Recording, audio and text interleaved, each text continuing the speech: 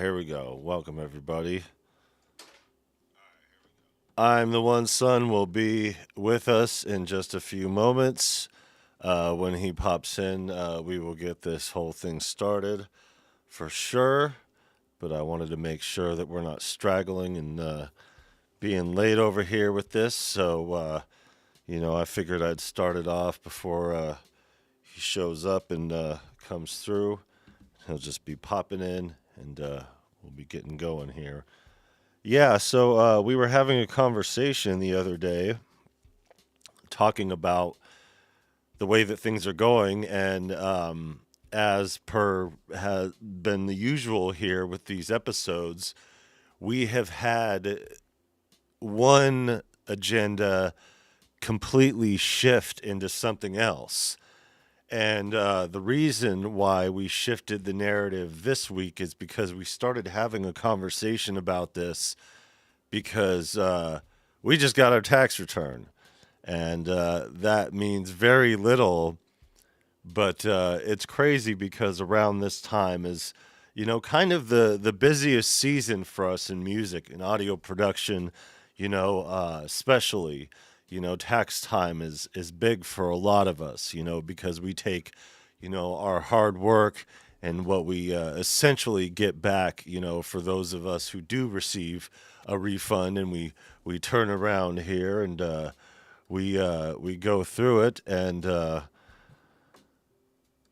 we get what we need, or at least as much as we can at the time, and so it's a big time of the year for us, for us in audio production.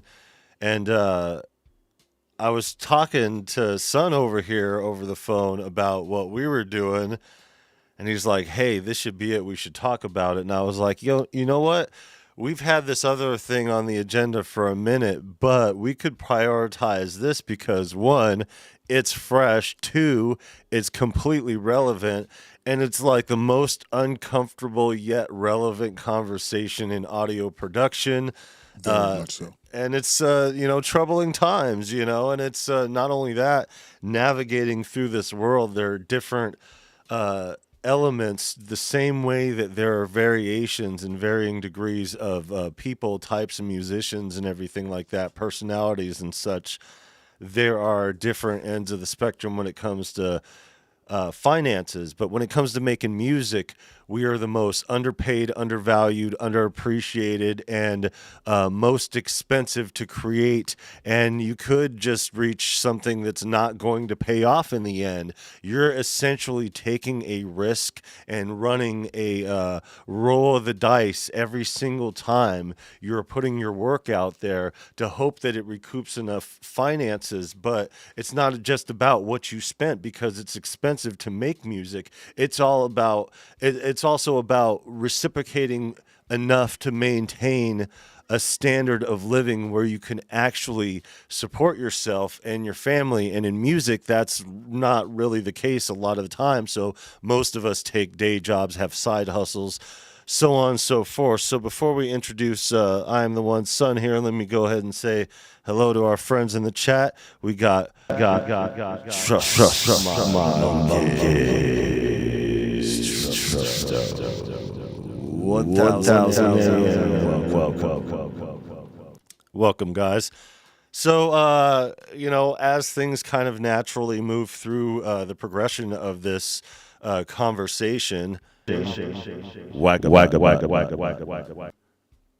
What's up, everybody? when it needs to come in the most, and my wife and I, not only did we not expect the taxes to come in so soon, with the way that things are going on, and the way that things are being orchestrated, this very well may be the last time we see an earned income credit or a child tax credit. So for those who aren't familiar, these items are essential when it comes to working families, and every year you get a specific credit if you fall above a certain amount that you've made and below a certain amount that you can make. You fit into this category to where you get get a tax credit per child. I don't know what it is up to now, but it's usually a couple grand or something like that.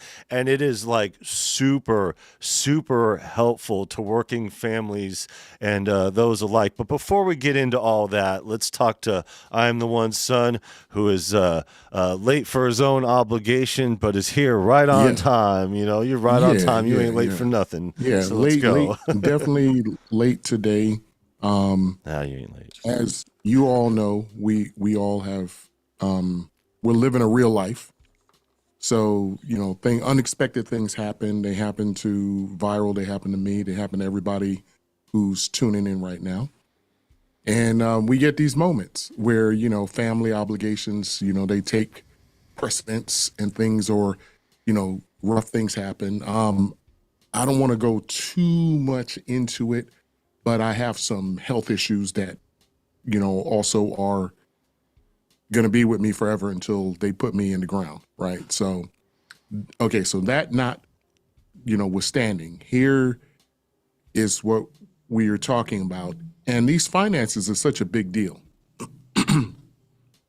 So we used to have, and there was a three classes, right, in America. That was poor, middle class, upper class. That was it. That was the structure. Yeah. But that has become now people who are below the poverty line. You've got people who could be making, high five, even mid six-figure incomes that can barely afford to live well, paycheck to paycheck. So they're like the working poor. And like, speaking for myself, I'm an engineer, but I'm house poor. I can tell y'all that right now. Like, I'm totally house poor. Like, in order to put my kids into good schools, in order to live in a great neighborhood or whatever the case may be, right? Quote unquote great. And what does that mean? That means that the demographics of crime are extremely low. That's what that means. Yeah. It doesn't mean that crime doesn't happen. It doesn't mean that there aren't bad people amongst us. It just means that. Safer than you would be elsewhere. Right. Safer than you would be elsewhere. And not so much for me, because I really don't care, because, I grew up with nothing, come from nothing, and those kind of neighborhoods don't scare me. And I apologize also if my voice is a little crazy, because last night went to see the Deftones, and now I'm deaf. I'm completely deaf and toned. So apologies to everybody in the chat. Symptoms. But then, Welcome. word. Wagabut says I Everybody, filed early, what's got my happening? return already too before Yeah. it gets compromised. Yeah, we were Yeah, really yeah. worried about that too, especially this year. We'll get into that in a second. Did you see? Look, trust my monkeys. He said tone deaf. Yes, sir. Yeah. Yes, I'm when you go to barely. TED, Yeah, I'm barely hearing anything right now. they put on the kick-ass. show, and they're long term, and speaking of a show, if we could just pause for a second. Angie Stone passed away too yesterday. Yeah, And man. just a little moment to take out for that. Peace and love and blessings to her family, and rest in power, Angie Stone. Yeah, and this is how dangerous things get on the road while you're performing. She was leaving a performance and going to another, location on her way in her Sprinter, and this has happened a few times with a few people, and it just hit all of a sudden. She was 63, I believe. But yeah, I mean, she's pivotal. She's been in a lot of relevant stuff, and it just be careful out there, especially when you're touring during the winter hours, and you're driving around, and there's weather stuff, but I'm not saying that's the case. I'm just saying, the roads are crazy out there, when you're going out there, you lose legendary people, on accident. So, shout out to her. But definitely, and I want to try to fit as much as I can in, because I do, unfortunately, Viral. I gotta drop off a little earlier than normal. A lot of stuff going on right now, but So then the other class are the people that there's actually four classes if we really look at today. So we got the people below the poverty line, we've got the working poor, then we have the people that are rich, which means that, they're $1 million plus earners. And then we have the disgustingly elite, right? But like I know I couldn't be a billionaire because if I was a billionaire, I'd probably be a terrible human, and I mean that. Like there's a lot that you have Some to people weren't meant to have that kind of do. money. Yeah, yeah, because like I said, it's I don't know who's credited to saying this, but like if you have a lot of money, you just become more of whatever you were, right? Yeah. And true. Like I try to be a good guy, but I think like when you go to certain echelons of wealth and certain echelons of power and position, I think you just got to start doing dirty shit. So, Yeah. like, and I mean, some maybe even borderline illegal crap, you know what I mean? Because I mean, just look at some of the examples that we have, and the financial irresponsibility of people like, like that are out there, right? And Like, that's I kind of mean, the you think reason why the about it. structure is set up the way that it is right Yeah. now, with how the lack of fairness and all that other stuff. We've Yeah, essentially middle been class ripped off by was these guys. designed for that. They Yeah. wanted us to get have credit. That's what they all want us to do. They want us to have dangle the carrot of wealth in front of us and say, "Hey, one day you could be here with us," knowing full well that 99.9999% of all of us will never achieve that. Yeah. That's just a fact.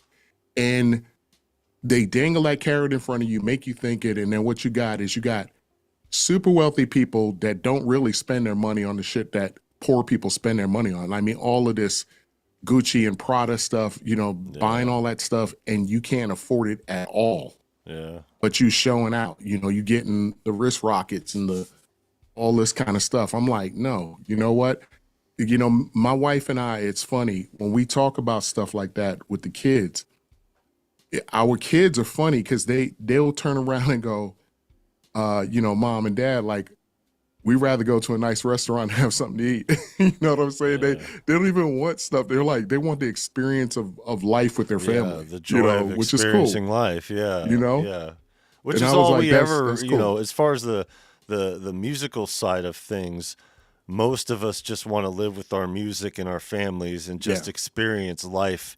Um, and Slightly amplified, yeah, yeah, and we just without have a it being different. overwhelming. Yeah, yeah. There's a totally different method here when it comes to the way that we do things, and money means different things to us because Definitely. we value different things. We value our music, so we value our tools that make the music. We're nostalgic about the stuff that we've created through these tools, so we're nostalgic about the tools a lot because Yeah. they mean something. And when you can't move forward with something that you love so much, it becomes a problem for most of us, especially when, 9 times out of 10, it's always finances, no matter what end of the Yeah. spectrum you're at, and speaking to your point, what kind of like what we did this year. If I told you guys the amount, you would say, "Oh, well, that's a lot. You guys got enough to move forward." But being behind because of being on that poor end Exactly. of the spectrum, and then on top of that, it's funny because later on this week, you guys are going to see, and you guys, oh man, he cashed in during tax time. He got this, that, and the other, or whatever. And then in the end, it's like, nah, we decided to do that on payments. You know what I mean?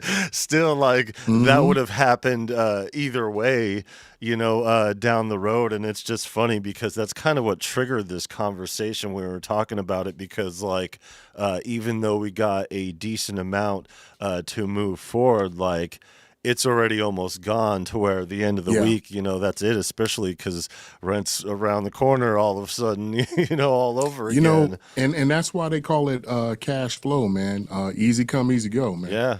You know what I Yeah. mean? And the thing is, you know, look, I'm not trying to tell anybody in the chat, um, you all are adults and grown people, grown folks, right? We all live our lives according to how we live our lives, right? And here's the thing though, like what I've discovered, at least for myself and speaking only for myself, man, there's a lot of stuff that I don't buy because I just don't need that shit. Yeah. You know what I mean? Like I really don't. Like, you know, and I think about it when I was younger, man, I would see something new and shiny, man. I was like, man, I gotta have that. It's like now I'm like thinking so far ahead That's about a like what the mortgage kids payment. always right. Well, I'm thinking about what the kids need, you know, what my grandson need, you know, like things like that. Like I'm always thinking about those things. Or like if I have friends or family that are in need, I always put those people first. Yeah. Like, you know, I don't even worry about myself. I'm like, what do I have? Like I got a roof over my head. You know, I have, heat if it's cold. I got air conditioning if it's hot. I got running water that's hot and cold.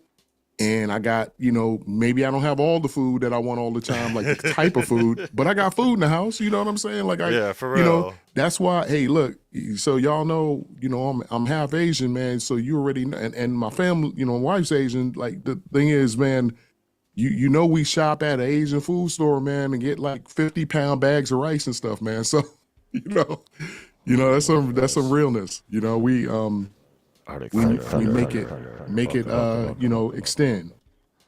Yeah, you know, What's the trust? What does he say? say for Trust 2 my years low monkeys. income, didn't purchase anything, had crazy money when we stopped consuming. Yeah, and that's the Yeah, thing about man, it. that's a fact.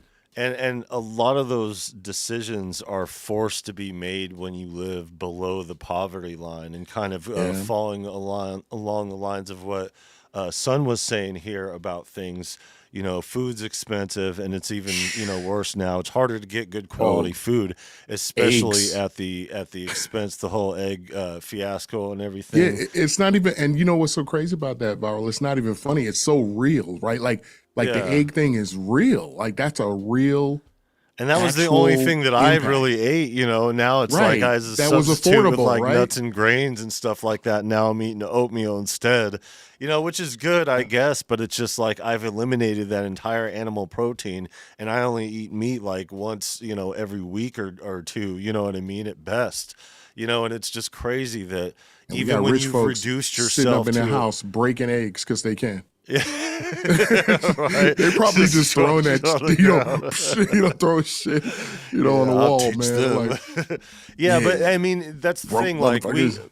even with everything that we got through our tax return, you know, all it did was rebalance the scales because we were below, and now we're even Steven. But if anything happens, we'll be back below again. We'll Yeah, slowly get back up a yeah. little bit, and then hopefully it'll retip the scales once, you know, things come through a little bit better. But like, I mean, it's going to look like I blew all of it on this equipment, and it's going to be like, Nah, man. You know what? you know You what? We have to make it's gotta funny live. because a lot of the perspective, though, of that equipment stuff comes from the outside looking in, and people not understanding what we have to do to get this equipment. We make Investment. payments, we take out lines of credit. We do this at times where we have the most availability of our resources to be able to affect something that we could say, here, I'm going to purchase this, and I'm Yeah, not going to let go of it because it costs this, and I need to make a return on my investment moving forward. Now, another thing before we get going on this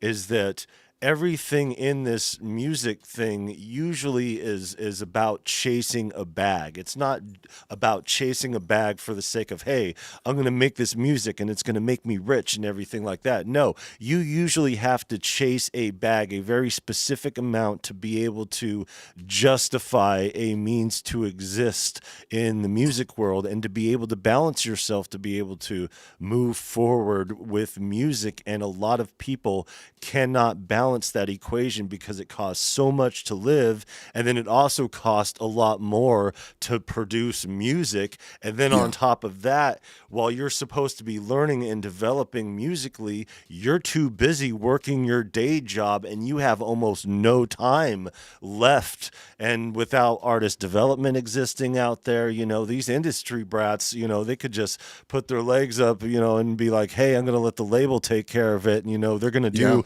all this. Which Meanwhile, is, we're trying to juggle whew, doing our own graphics, our own media, our own, you know, right. advertisement, everything. So You, crazy, crazy, crazy wabbit. Got that in there real You quick. crazy rabbit, you. So yeah, Hey, it's a so but balancing act no matter where you stand. and let me say this before I forget, because I know I'm gonna forget, because guys, I Good forget a shit. lot of stuff, We old right? up in here. Yeah, it's like See crazy, the man. wrinkles. Yeah, man, like yeah, That's why we like be all wearing the hats and shit. yeah, all these wrinkles I You got look going on. fine. It's crazy. It's messed up.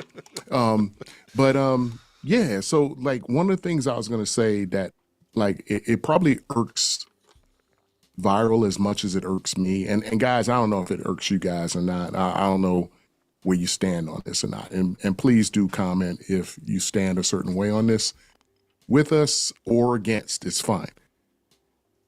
But I think it annoys Viral and I a little bit when we see people pretending to be doing better than they are and can't be just honest and forthright about their situation. Yeah. Like, so just sharing a little personal data, we had a big hit on our total income into our family. Um, the business that my wife used to work for, they suddenly just shut down without any warning. So she had to scramble, get a new gig. And thank God she's great in her career field. I'm good in mine. Been doing it a really long time, both of us. And as a result of that, we blew through our savings. We had some savings and we had to blow through that to Yeah. take care of bills and all that stuff. And literally, we're kind of like in the same kind of situation as most Americans are. It's a paycheck to paycheck kind of thing. Yeah. On a good month, we might be a paycheck and a half away from not, looking at oh man, we're gonna be doing some camping instead of living in our home. So, Yeah. Yeah. that kind of thing. So And that was the thing. Like we had this, desire to make plans to be able to use this tax return to be able to move. Hoping that we would get more. Um, but we got to kind of change things around to just balance the scales over here, and yeah. it's kind of the same thing to where you just work to be able to make a living. And when you add trying to do music on top of that, and you're already stretched thin because you have to pay Mm-hmm. things like your mortgage or your rent or whatever. I mean, renting's Stuff. a lot, but paying a mortgage and being responsible for all your everything else is also costly. So there's no real way to balance other than us, just trying to dictate and move things around. But the perception of reality isn't really what exists with the majority of us. They just see this equipment that we've accumulated and they're like, oh, well, that's a nice piece of gear. He must be doing well. That's a nice piece of gear. They must be doing well. Yeah. Not knowing what kind of credit risk you took, whether or not, I mean, I just like full disclosure here. I just paid off $102 Zounds bill that I didn't know that I had back because I didn't make my payments. I had it allocated to a credit card that fell by the wayside and I never got any communication. So I just completely forgot about it. And then when I went to make the no credit check payment thing, they told me no. So I was like, I'm so poor, I can't even qualify for that. And I'm like, well, what happened? And then I looked through my records. I'm like, oh, that was 4 years ago when we were, at a loss. And then we Mm-hmm. took a huge financial hit. And we're facing a lot of that devastation from our creditors now from back then when we had to allocate our credit to pay our rent and do stuff and move money around because the financial burden that we faced at the time, and we didn't get a tax return, and it, just a whole bunch of stuff. And after I do my business taxes this year, I'll probably end up either owing or being dead even on those, to where that is going to be another financial burden on us, and that's Yeah. why one of the reasons why me particular over here, I mean, we operate the way that we do, and kind of cycle through equipment, because you never know when you're going to need to financially sell something off to pay your rent. You know what I mean? What's worse? You're gonna make less music if you're starving there out on the streets. You know what I mean? Versus just Oh not yeah, for having some sure. equipment Yep. for a few months or whatever. Just deal with that financial loss and just be like, yo, if you guys It's a even setback. knew some of the shit that we had to go through financially here while going through this YouTube channel in year 4, I mean, you guys would probably be blown away if I showed you my accounts now. I got like $6 in my personal, like $80 in my business. It's going to my cell phone payment, and then that's it. You know what I mean? All of a sudden, Yeah. beginning of the month, it's even Steven, and a lot of us do that. We just work to get by and do what we do, and you know, it's rough, you know, for a lot of us. And there's a lot of people out there that are worse off and less fortunate. So I thank my lucky stars every time, you know, I am able to use a piece of equipment or have ownership over something like an Hmm. Arturia X collection or V collection or something like that, and be like, yo, I own that and I made payments on it down the line. Yes, it may be $600, but, you know, going on sale and being half off and all this, you know, we Yeah, get our stuff you pretty look for quick. those breaks and those deals where you can get them, right? That's why But and I Black was going to Friday just is so address big for us. I was going to address Crazy Wabbit's comment. He said, "This talk is what frustrates me about those in the comments complaining about trivial things like not knowing a company's roadmap when people might not know if there will be food on the table." And Yeah. that is such a fact, man. You know, that's why, you know, I never try to like be out of perspective on what can happen in life. And what I mean by this is that, you know, like you take, for instance, I give you guys an example there, and I won't say any names because it's not necessary, but there's a, there was a very, very popular rapper who was a close friend of mine, and he died, right, of cancer. And the thing about it is that he was, you know, he was rich. I mean, as rich as you can be. Yeah. He spent millions of dollars on his cancer treatment. But at the end of the day, it was a wrap. Yeah. It was stage 4 cancer. He was not making it. It was a wrap. Yeah. Completely broke my heart, of course. But the thing about it is that, you know, we don't know when something's going to change. And that changed forever his family dynamic. Yeah. For Like like my forever. dad passing. Like his, Like my dad's yeah, cancer. Yeah. yeah.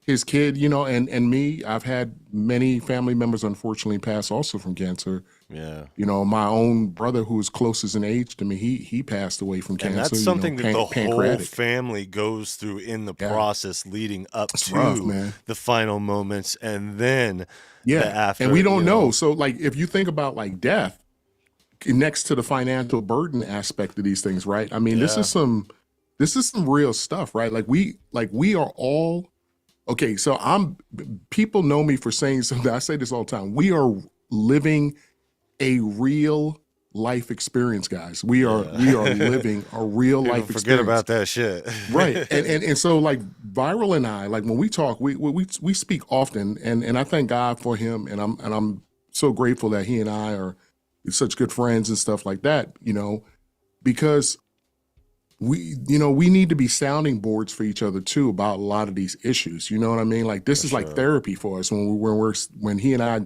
jump into these long conversations that we probably should record, Viral, but we Hey, have we're some recording now. serious stuff. You know, like there'd be some serious stuff we're talking about, and we'd be feeling like we're losing some of our context and commentary that could be going on with it because it gets so heavy. But I think sometimes it's too heavy for a show.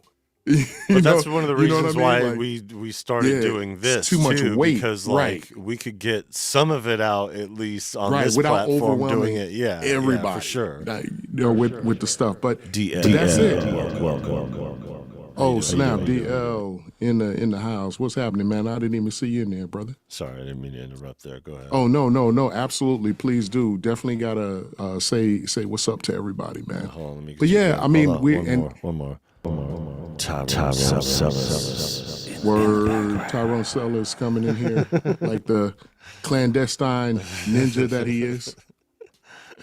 Appreciate you, you know, man. but yeah, you know, like, and for those who are just getting in here, I apologize again.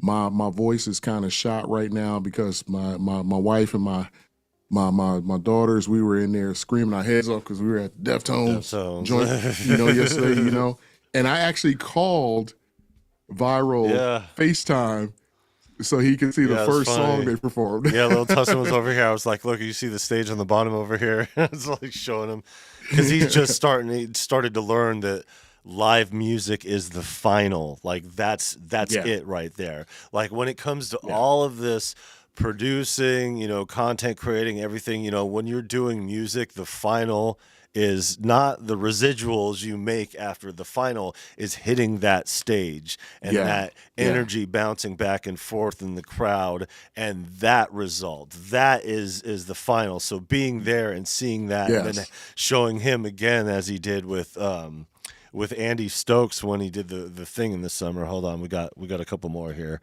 Oh, word. James Dyson, studio. Welcome. What's Good happening, interview, by fellas? the What's way. Yeah, he happening? just did an interview over at Symptoms of Reality. Yeah, Oh, pretty dope. Yeah. word. I'm gonna have to go back and check it out for sure, for sure. You know, and I wanted to shout out one of the members of Deftones too. I mean, you never know because he might actually be watching, guys. Hey, shout out to you, brother Chino, man. We love you here, man. And shout out to Uncle T too, because it was so crazy. We were online to get some merch, right? And I saw a guy that had a unique Deftones jacket on. And I knew that jacket did not come from a store. It did not come from somebody, who's just a big fan. I was like, "Hey, man, look, I don't want to get in your business, but I noticed your jacket. I gotta ask you, man. Hey, are you like, going? Do you go on tour with them? What's going on?" And he's like, "Nah, I'm Chino's uncle." So, Word. so yeah, and then one of his other family members, who's a friend of ours, confirmed, yeah, yo, that's Uncle Tony, man. So hey, shout out Uncle Tony. It was great Dope. meeting you, man, and that was good times, man. See, Fun even those stuff. moments, everything, it's not just the performance that makes live performance everything. It's Yeah, everything around the performance creates those moments. Kind of like the when I interactions. Yeah, like when I ran into Violent J before performing on stage and opening up, and it was like, "Hey, remember that time when I was 15 years Yeah. old? We were talking for a couple hours and like remembering that moment." It's like, yeah, in and around those times, and plus the blast that I had after that, it's Absolutely. like dope. But Yeah. like those moments are just so good, and that's another thing leading back to this music thing and the money thing. A lot of us get lost in this content creation producer space, or even in your day jobs, and you get lost in there and end up out of the creation bubble for a couple years or as long as it takes, while you're on that grind and not being able to do music. You Yeah. forget that like making music, in the end there Mm-hmm. is a method and a standard of following to where you chase the bag or whatever, but you have this time period to where you produce the music, you develop the music, you record the music, you master the music, and then you do post production, put it out there. But putting it out there doesn't mean just releasing the record. Putting it out there Yeah. means going out there to perform, and then and only then is when all the residuals start coming in and all that starts coming to fruition and stuff like that.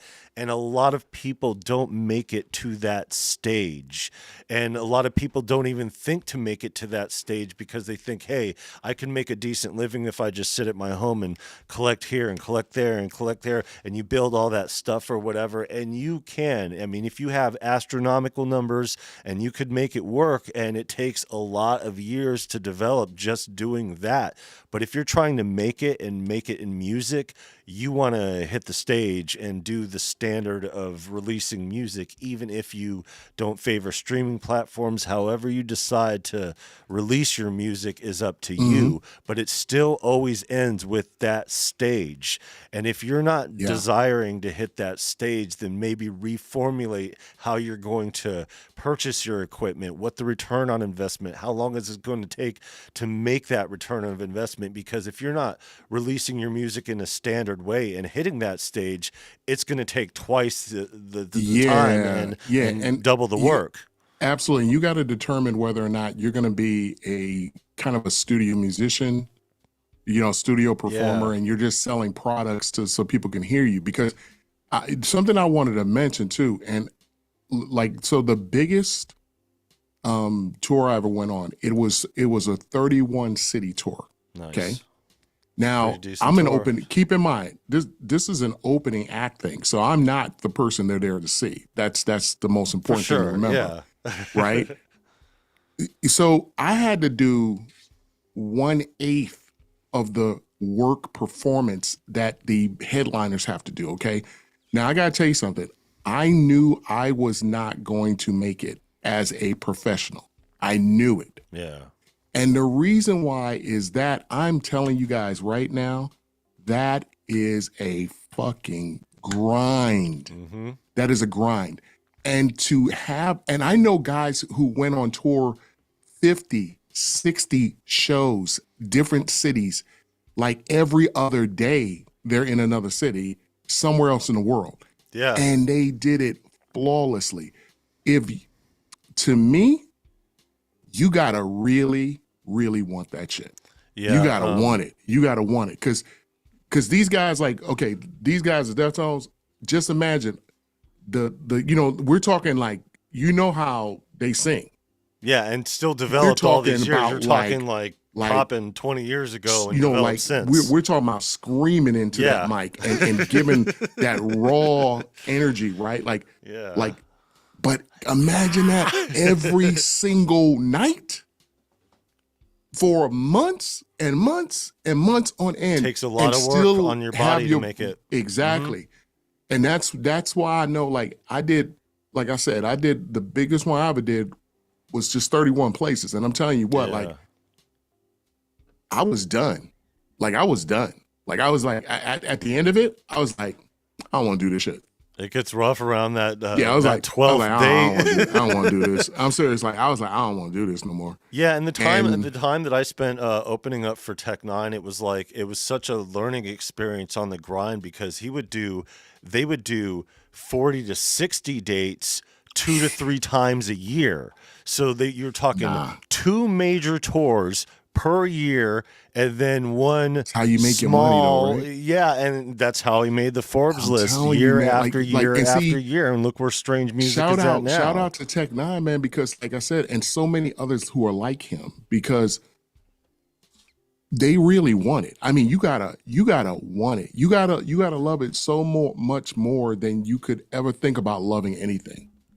You really do. Yeah, for You sure. got to be about it. And the thing And is, I'm to telling get you to guys, that look, point, I wasn't about it. I thought I was about it, and I'm not even gonna lie. I thought I was that dude, and I was gonna be really about that life. you're like, I need to get in shape. Well, I was at the time when No, I I'm was doing it. talking I was a beast, man. Like, yeah. in the body. But it wasn't so much that. It was just the mental part. Yeah, Like, I no. was like, I'm sick of this shit. I'm sick of going to the airport. I'm sick of sleeping in a hotel. I'm tired of eating airplane food. I'm tired of, like, a lot McDonald's, of our nasty time shit all the was time. just Yeah. in the airport all the time. And then you know what made it worse for me, I think? Because in business, outside of what I did in music, I was always traveling the same way in my work. Oh, so it got So all it made it monotonous. even Yeah. worse.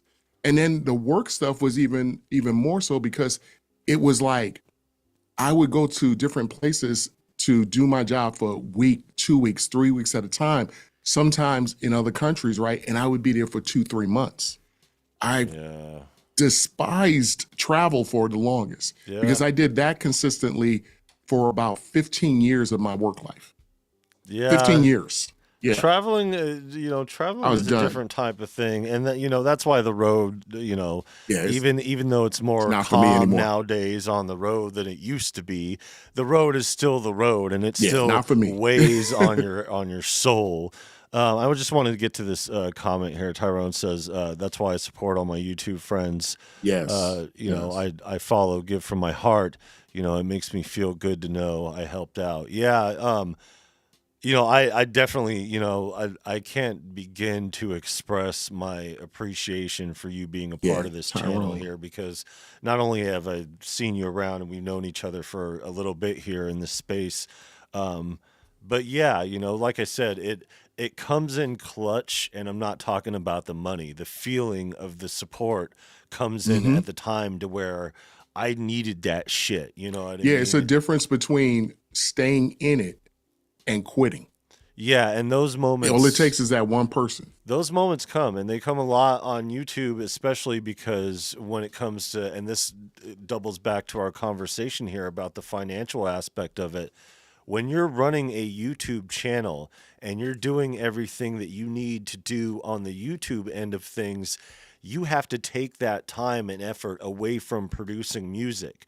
The only way to balance that equation is to somehow interlock these things to where you're doing the music on YouTube and you have a very specific agenda based content flow of things. And we're finally getting there, understanding where we fit in this space, and not only that, being close to the 2,000 subscribers and everything like that. But it's rough to do both.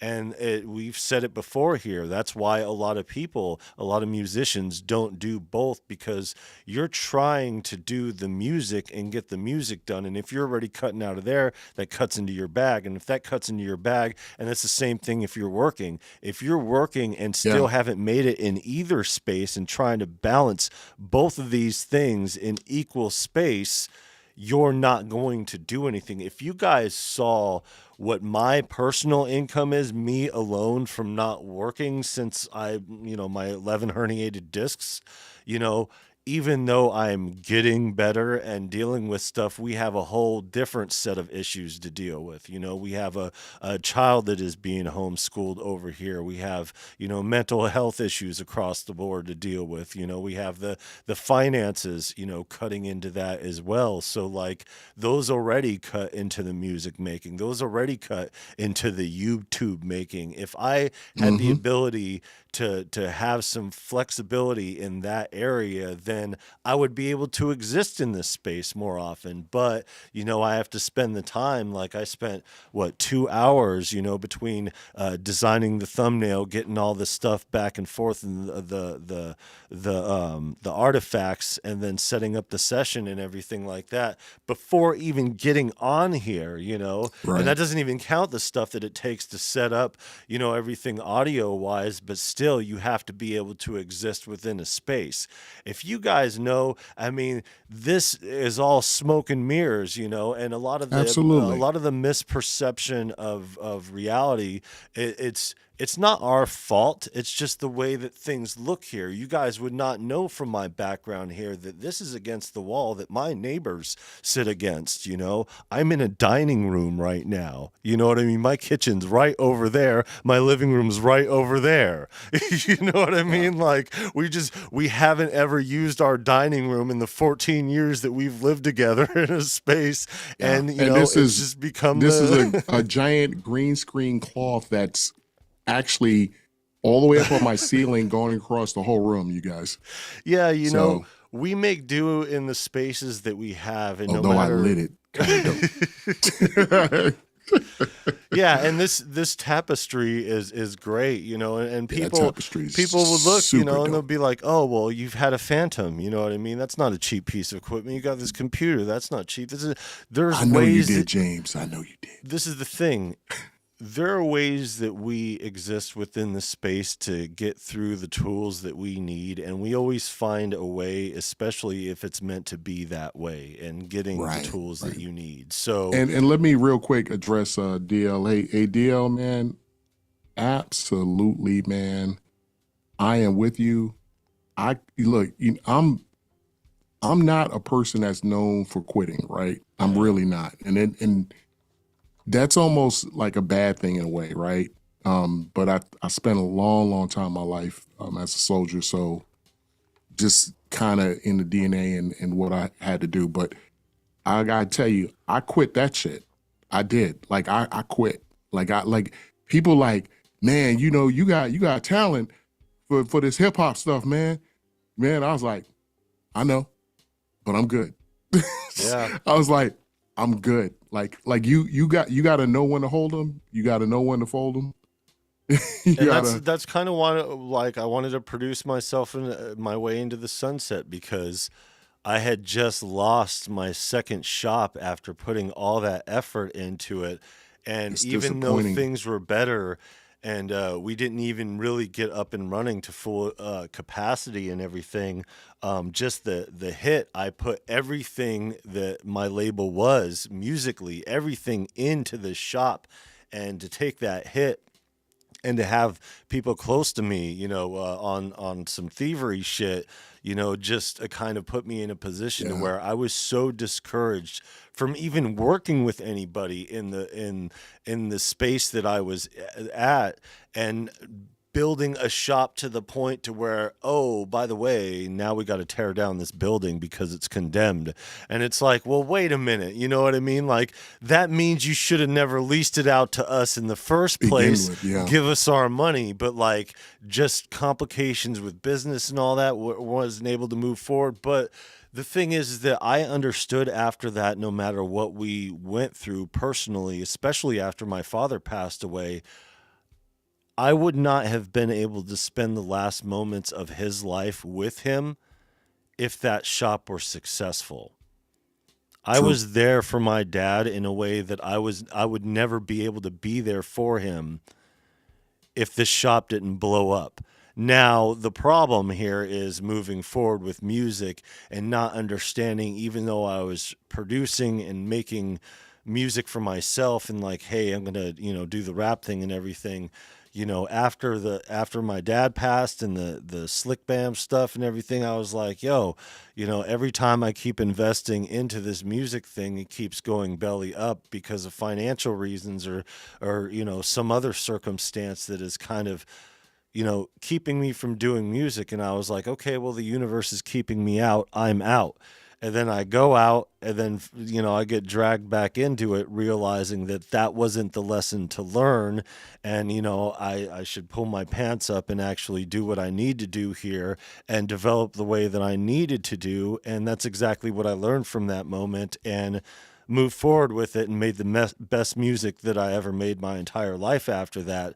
But still, the ability to produce that music and put it out and do everything that we did at the time that we did, like, it wasn't time for it. So a lot of the financial things, the lessons to be learned from it, um, I think mentally we try to move faster than we can because we understand how quickly the rent is due, and we understand how many bills are on the table. So, but music moves a lot slower than that, but it also moves faster than that. It It just does. depends on what you're doing and when you're doing it. And if you're not there to be there in it, then the things that are preventing you from being there need to be handled. And if you want to exist in both worlds and need to exist in both worlds because you have a family to take care of or whatever, there's a way of doing that. And I think for most of us, it's just so difficult, especially in today's economics, especially when it comes to, over here, on this side now. And I wanted to include everybody in every denomination in the Yeah. thumbnail, but I just went with euros and American dollars. But we're feeling it across the globe here. Let me say hi to my Oh, friends no real quick. doubt. No doubt. No Ty doubt. Greg, Ali Star. What's up, fellas? He said it's all about the perception. Yeah, and that's what it It comes down is. to for the most of us. And the perception of reality when it comes to producing music and moving forward with this, I think a lot of us just need to kind of hold on and understand that we could still No, make quality music with minimal expense to us. especially in and today's world. agreed. And I want to just give a little bit of distinction, guys. So it's very important what you said about perception, right? And I can tell you, perception is a very big deal, right? And a lot of times, though, let me just tell you something about this. Especially when you're younger, and I don't mean a teenager or something. I'm talking about a young adult, right? So when you're younger, we perceive our reality, we perceive our circumstances a certain way. Finances, which we are talking about, we perceive the way other people are looking at us, Hmm. judging us, evaluating us, whatever you want to call it, analyzing us. Especially in a You know, public space where you're putting your right, face and your life and everything, right, your out soul here out there. on, If you're doing yeah, that kind on of display, music, right, for yeah, scrutiny, right, yep, there you and go. then so perception when we're young is such a big deal, like it really is. Yeah, But let me just tell you something about when we start adding age to it. That's when you start leaning more heavily on perspective. hmm, Because see, when we're younger, we perceive things as our reality. Like they hit us a certain way. And then immediately our response is normally some unstructured emotional response that comes back. Like, me back when I was in my 20s, man, like, yeah, just I was like, yeah, snap guys, after it. I was, as a soldier, I was a short fuse, man. I'm gonna just say Yeah, that. Like I was a short fuse. But when I got older, I got to be able to start looking at the world from up here. yeah, And I don't mean like, I got taller, or I don't mean that I went so high in terms of like monetary success or something like that. What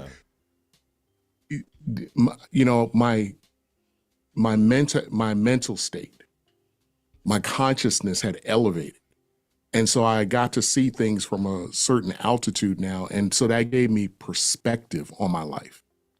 So then what happened is my perception of life changed as a result of having perspective. yeah, for sure. So I Especially with hope that makes kids. sense to everybody. And I hope you can use that for yourself because it helped me a lot. Yeah, and that's for sure because your circumstances change and you understand it from the perspective like, oh, a lot of that financial literacy comes in between Yeah. your 20s and 30s. In America, we're like, hey, you're 18, you're out the door. And then when you're in your 30s, Yeah. you're like, hey, wait a minute. You realize that usually it's like in between like 22 and 24, you should be out the door, but you should understand some sort of financial literacy and competence moving forward and maybe take your chance and leave on your own and realize that, hey, I need to stack my chips before I actually take my chance out here Hmm. and go it, because I don't know about you. My first apartment that I put in my name lasted just a couple of months, and that was because the bank the bank messed up. Norwest Bank merged with Wells Fargo or something. They were swallowed up or something. So routing numbers got messed up on causing Mm. my rent check to bounce, and the Ouch. bank wouldn't take responsibility for it. And because of that, they're like, "Well, you could either go to court or be out by this time with all your stuff." And then so I had to leave. But it's like I would have been better prepared to deal with that in different ways had I not been 18 years old at the time. Even though I Of was out course, on my you know, own you doing didn't my you own didn't know very thing. much, even Well, though like when we 18, we know everything. yeah, and the thing is that I thought I knew more because I already lived on my own, being on the streets all those years growing Yeah. up. You know what I mean? Not living at my dad's house or my mom's or anybody's like that. So, DMG, welcome. Yeah, Yeah. when it comes to the perspective, of things and even being in social circumstances on a public forum, it's just like what I said. The outside world has this grandiose perspective that we get paid all of this money from this work that we do, because they're like, look at that equipment. that is, That NPC costs oh way more than a man, PlayStation, and it doesn't even do man, this. You know what I you mean? would not believe the BS that I hear from that alone. Like people will come to the studio and stuff, you know, and they'll Think look you're around balling out and of they'll control. see, yeah, and they're thinking like the craziest thoughts in the world, like you know, I just got money growing on some kind of tree in the backyard or something. Because Like, if you was really hurting that bad, you would have done sold that shit. right, Because that's, you know, right, and that's the thing about it. exactly. But some of it and a lot of it we do.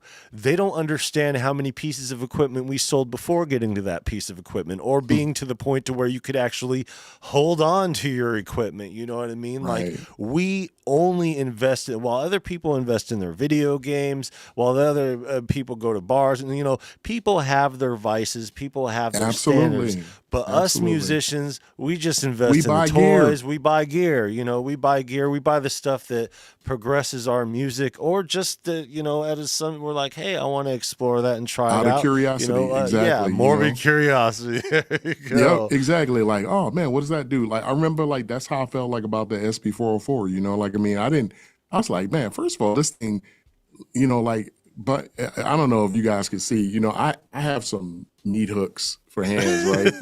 And Pads a I little am too small. I'll just say I'm not a small human. I'll just put it that way. Like, the crazy part is my wife, she saw me holding the SP404 in my hand, and she said it looked like a cell phone in your head. Like, I was like, that's messed up, man.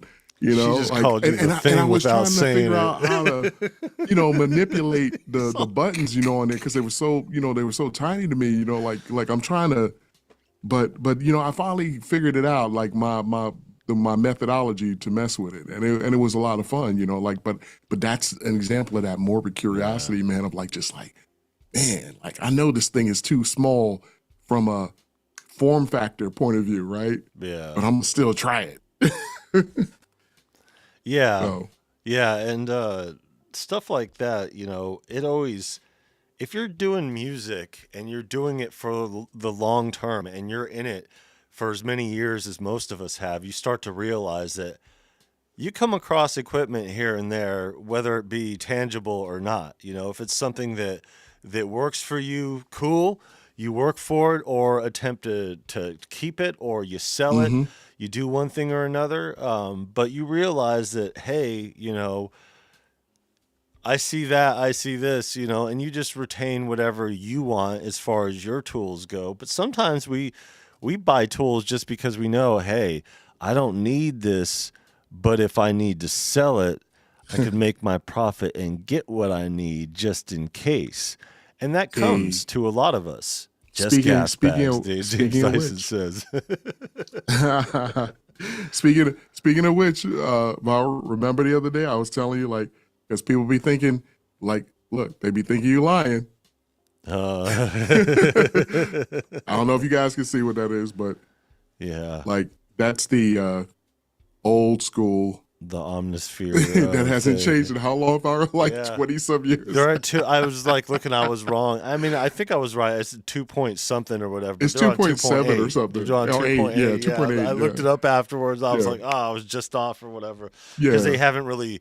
They don't change their pricing. You know, after all Man. these years and all these That's developments and I know, software and and stuff people like don't. that. And what people don't realize, they, you know, they'll see like certain software I have or whatever, and like again, that's a perception, right? Yeah, James has Omnisphere. Yeah, but and James, word, I know you love Omnisphere, man. Yeah. And James, see, here's the thing, guys. What they don't realize is I saved $100 every month for 6 months to get that. And when you own it, you own that it. wasn't like I was like, you know, like What are you gonna do? Get rid of your software? right. You know what I mean? Right, It's you know not. what I mean? It's It not wasn't- like it was- hardware. That's even less reasonable to think of it, that it way. was like you know, like I didn't like, you know, just be like, oh, you know, let me just go buy that. No, I was like, damn, I can't get that for another 6 months. You know, people thought that I was bullshitting them and just kind of gassing them sure. up when I was saying, yo, I got hundreds of thousands of dollars worth of software. And then, just kind of like bullshit. I was like, yo. And then I itemized it all and I was like, oh, yeah.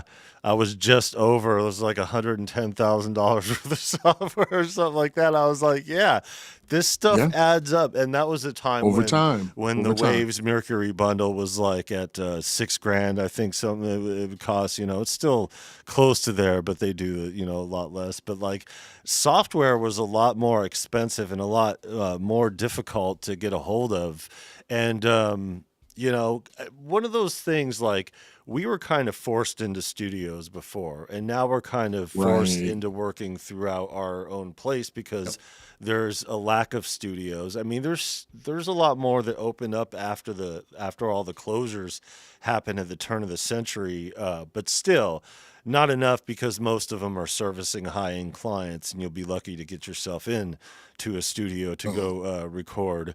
But usually there's something locally. But point being, with all that, that's another thing that costs money. yeah. See, Everything. James saved up for his too. Yeah, and Yeah. that's I mean, the perception of reality versus how we all live. We understand how we live and what we do to procure these yep. things, but even we get So tripped up by our don't own have no shame in shenanigans, your just game. like my background over here. People think that I'm walking down a hallway, but Yeah. yeah, software has gotten so much cheaper. Yeah, Yeah. especially Universal Audio. Shout out to And them. I'm gonna apologize to everybody too. I'm not only is my voice shot, I'm 3 hours of sleep, by the way. So Oh yeah. yeah, So yeah, yeah. Going to a concert's, even as a spectator, is yeah. it's rough on an old man. Yeah, yeah, it is. It's rough on like older people. The last show Said that I old man. went as a You a old spectator, man. yeah, well, Viral. I went as a spectator and I didn't get the luxury of seats. I had to stand up the whole time, and I was like, "Hey, is this what it's like being a spectator at a show?" I was like, "Oh shit," like, God, these kids really go the distance to see their. I could see why it is so valuable and so tangible Yeah. to have live performance to be a thing and to have so many people show up because they went out of their Yeah. way, not only worked their asses off, made the arrangements to be able to show up, but they have to stand there, wait in line, get through Yeah. security, and And then then just stand stand there the there whole throughout show. all, yeah, the whole show. And then they get back and they're like, yo, my ears are ringing, but I had the time of I my can't. life. Yeah, I You can't hear know, anything right now.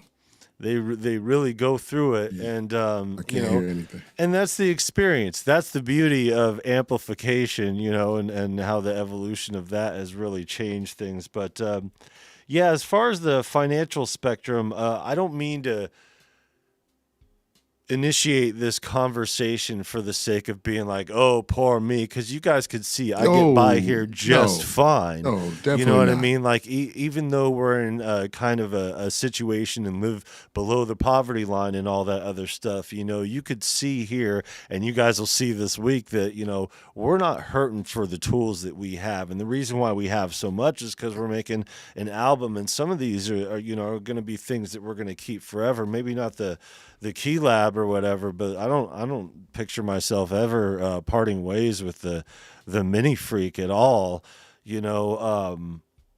But when it comes to stacking up equipment, I'll get rid of it as soon as I get it. There's I got something that's coming in this week that's already spoken for when I'm done with it. I already know where it's going, and I'm going to Yeah, turn it you know, over where's promptly.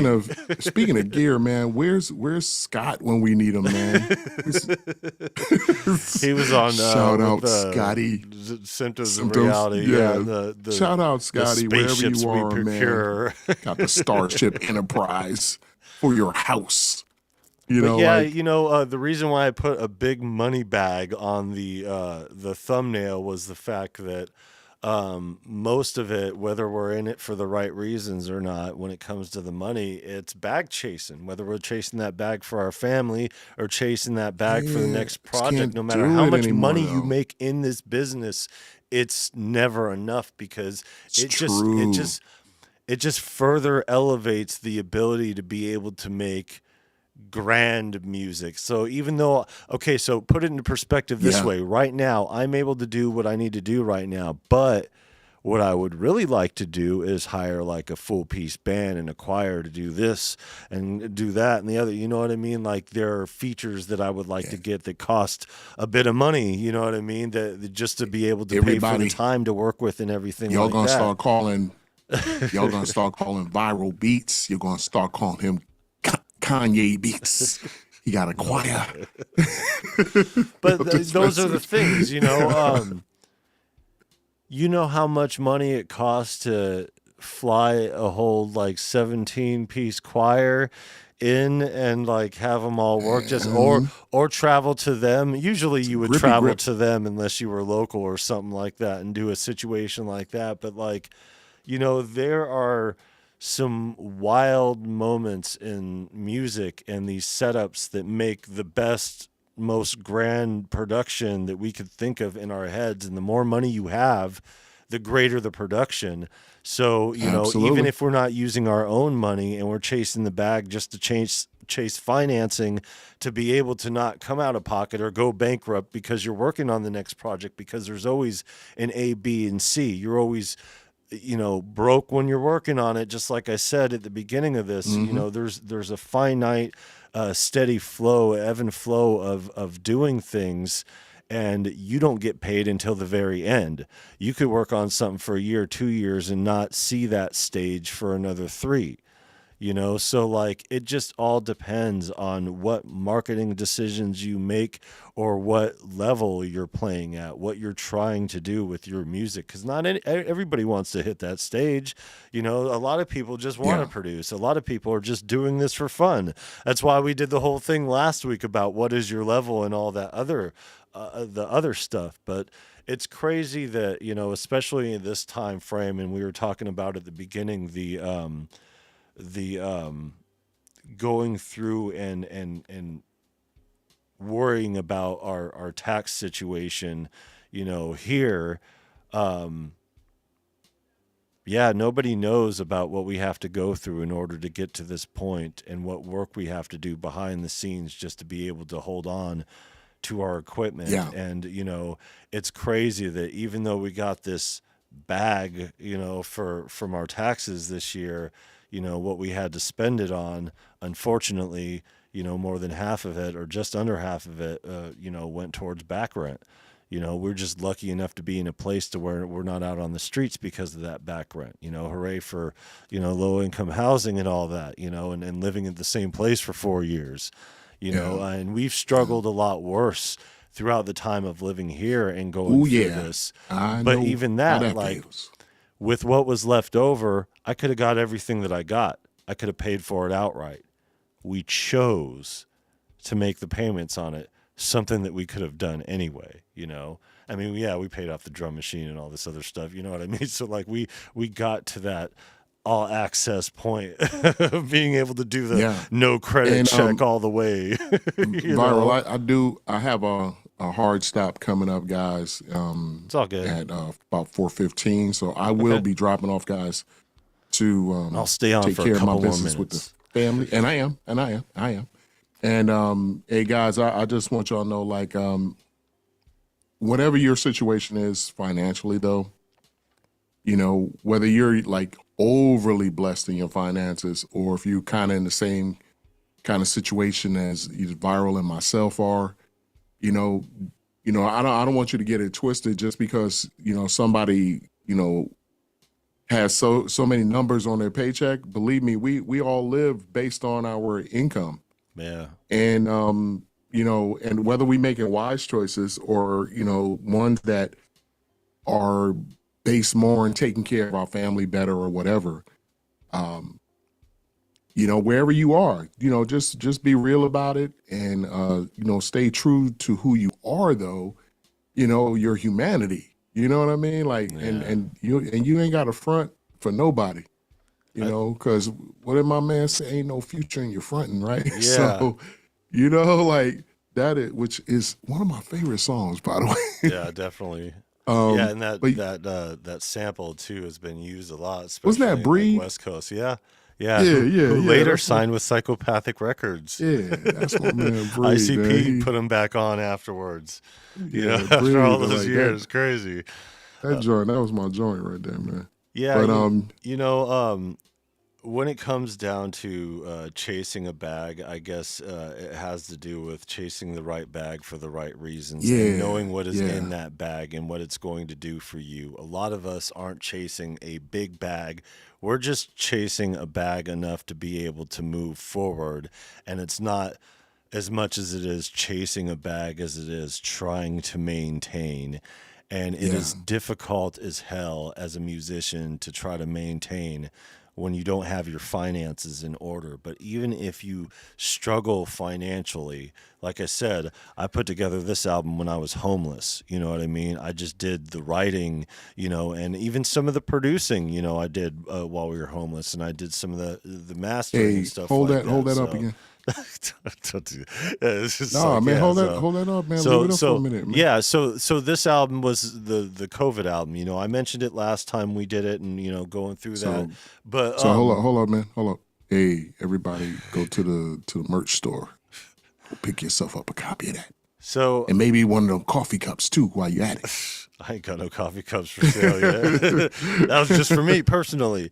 Yeah, seeing that's another thing too. Like how I get my merchandise made. I got a plug. You know what I mean? Like I pay for a yearly service or whatever, and I get discounts on being able to do a direct to print my own merchandise. Now I could do a huge investment and put my merchandise out there and do the retail thing, but that would require an investment. And right now, Yeah, my investments and are going towards my who music because I wants got that this overhead? stage to hit. You know what I mean? Yeah, Like, and see, like that's what I love, Vi, that you're willing to get out there and be on the stage again. yeah. Like I could, After all like these years. I would literally go on the stage with you, right? And I'd probably make two appearances, two dates on the calendar, Feel like fuck and then I would this. be done for like 3 or 4 months. Like I wouldn't be able to perform again for like 2, 3, 4 months because like forget it, I have a bucket you know. list of two. It's an either or thing with me. I don't have to do both of them, but I would like to do before I leave this earth. I would like to either do a big tour that's 40 plus dates Hmm. or hit a stage that is 20,000 plus people. Even if it's only one time Man, hitting that stage, it's 20,000 plus man, I'm people. telling you, I man, want to that's do that or I want to do a elongated tour. If I do either one, I'll be satisfied and die a happy man. yeah. But you know Do what you the know I thing still is? get anxiety over that, man? Like I get anxiety over that. Like like the sea of people, like because it was like really cool, like hearing all the people screaming and stuff in the cherry, like to the point where like Visually, it's bugged out. yeah, you know how like you got your earpieces in, Yeah. um, they were they were screaming louder than what the earpieces could even hold out to. Yeah. And I was like, man, yo, this is crazy. I think that's why I got like so bugged out by it because I was just like, oh snap, That's like another thing that makes, Kendrick's thing such a big deal because most people there were into it to a point to where, even though the compressors filtered out a lot of that stuff, yeah, they could hear it. they were Oh, they could screaming hear out of the that. top of his lungs. So for him to do that and the Yeah, choreography and everything and be like maintained for the camera without slipping on his breath control or whatever, that's what we were pointing out yeah, about you got that to be in stuff. shape. Yeah, To, for sure. especially if you got to do it day in day out. Like I said, Yeah. like if you got like look at who I could give mad shout out and props to forever and a day. I will respect them for this, right? Because they gave up relationships. I mean, like divorces and stuff Yeah, happened, for sure. and that is shout out to the Roots. Yeah. The Roots went on tour for 7 years and just didn't come home. I bet, man, my relationship would have been over Well, it's after just the like first 6 months of that. Tech had a rough go around because of the road, and a Yeah, lot of a that's lot of them guys had a rough go around because of the road. And that's the thing. That's the reason why I think it'll be successful for me because like I already have my foothold as far as what I plan and what I want to do. Like I'm to the point to right where like within I could reason. bring Yeah, my family with me. I'd be one of those absolutely, guys. You know what I absolutely. mean? And let me get to Tyrone real quick before you take off here. He said I can't wait till June. I'll be able to get my the RDO R8. Oh yeah, it's just get that. It's so the what? How do you spell that? The how do you say that? The Crambone. What was it? Bone? I can't say that. Cranborn? Yeah. The Cranborn. Anyway, Cranborn so Grill. it's this it's kind of like, because they did the SSL thing now too. So Yeah. yeah, and I was actually looking at the SSL one earlier today, the interface, and it's like the strip, right? The thing. But my wife might get it for me in April for my birthday. Oh Heck shit. yeah, man. Viral no I'm building. Yeah, watching your studio develop over the years has been great, and it's crazy because there were some things that you got in between the times that I didn't even know that you got, and then like looking through them when you sent me that last picture, I was like, oh, dope, and yeah, shout out to you, my friend, going through that. And yeah, I don't mean to butcher that name.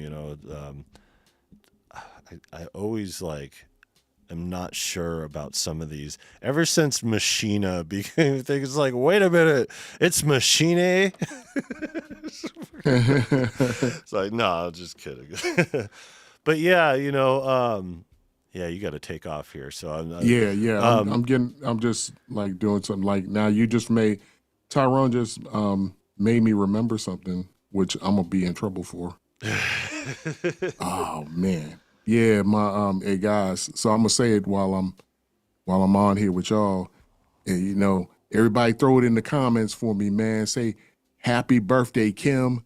My sister, I forgot to send her something for that. She gonna be mad. I got her a gift and everything. I gotta mail it, but Happy the birthday. thing about it is, but man, I totally, yeah, I forgot, man. Because we were going to the concert, I got all excited, but I forgot my sister's birthday, yo. Hey, it's all good. And shout out to my wife's oldest. It is her birthday today. She turns 18 officially.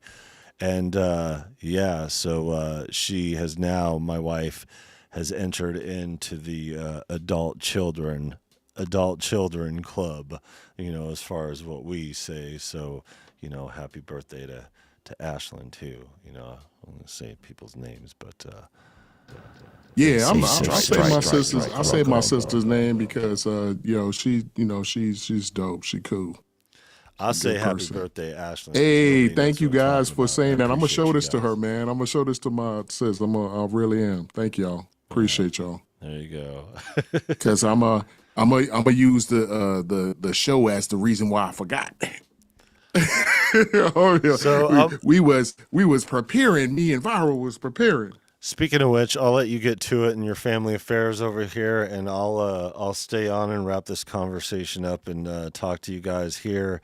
Yeah, I definitely. Mean, you got in for more than an hour, so I mean it's good enough for us. I will see you fine folks next Sunday, and I will be in for the full episode. But I do appreciate all of you, and of course, I appreciate and love my brother Viral dearly. And man, let's keep it going, man. And we're gonna have a good one for you next weekend. And you know what? It's probably going to be derailed because we'll probably do something else. Because we always have something that comes up, but it's going to be an interesting one because what we have on the agenda, it's kind of going to be a change of pace, but not really. It's funny because all these things are succinct and usually they kind of just kind of go through because we touched down on the finance thing and we're like, yo, we're going to have to do a whole new thing with that. And we weren't even going to talk about it this week. But then we're like, hey, tax return came in. It's like, oh shit, we should talk about this. We had no idea and thought, especially with the way that things are going, that there would be a delay this year out of all years. But hey, lucky for us. And, we just think about last year when we didn't get any kind of return and we're like, oh shit, And then Son and I, it was actually him that initiated this whole, hey, we should talk about this as we started talking about the whole thing. Like, it's funny, it came up on this pile of money and it's already gone and we didn't make any hasty decisions either. Let's just be completely fair here. Like, so I was being a hater, y'all, because, my man Viral was talking about he's getting this tax return, and I have not seen a part of a tax return in probably 20 years, y'all. So that's what happens when you have school-age children, my friend. Yeah, no, like they were like, nah. They're like, nah. You don't get that. Yeah. You owe us money, but you don't get money.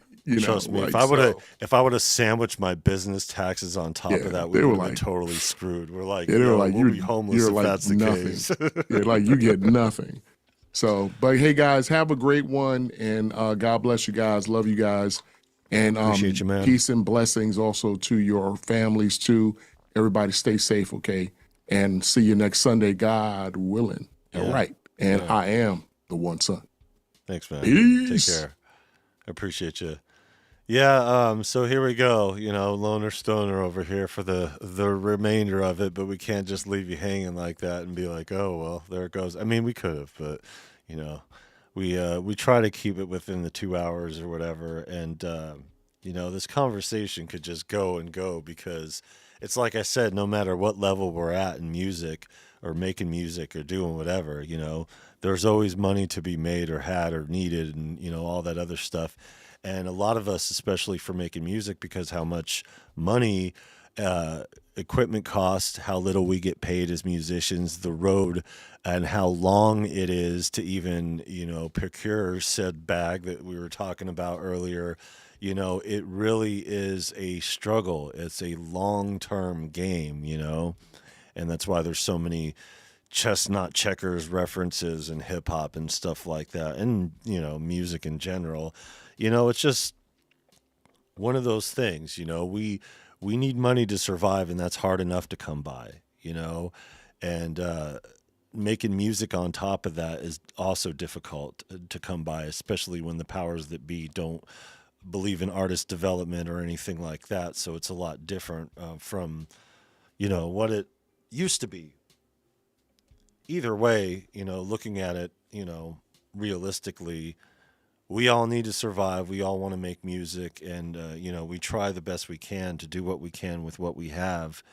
And it's just crazy that we even getting this money just got a little bit of breathing room, and that's it to last us a couple months.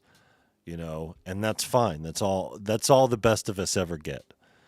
And when it comes to doing music, for any of those who may feel bad and be like, "Oh, well, this motherfucker's struggling," you know what I mean, just to survive or whatever.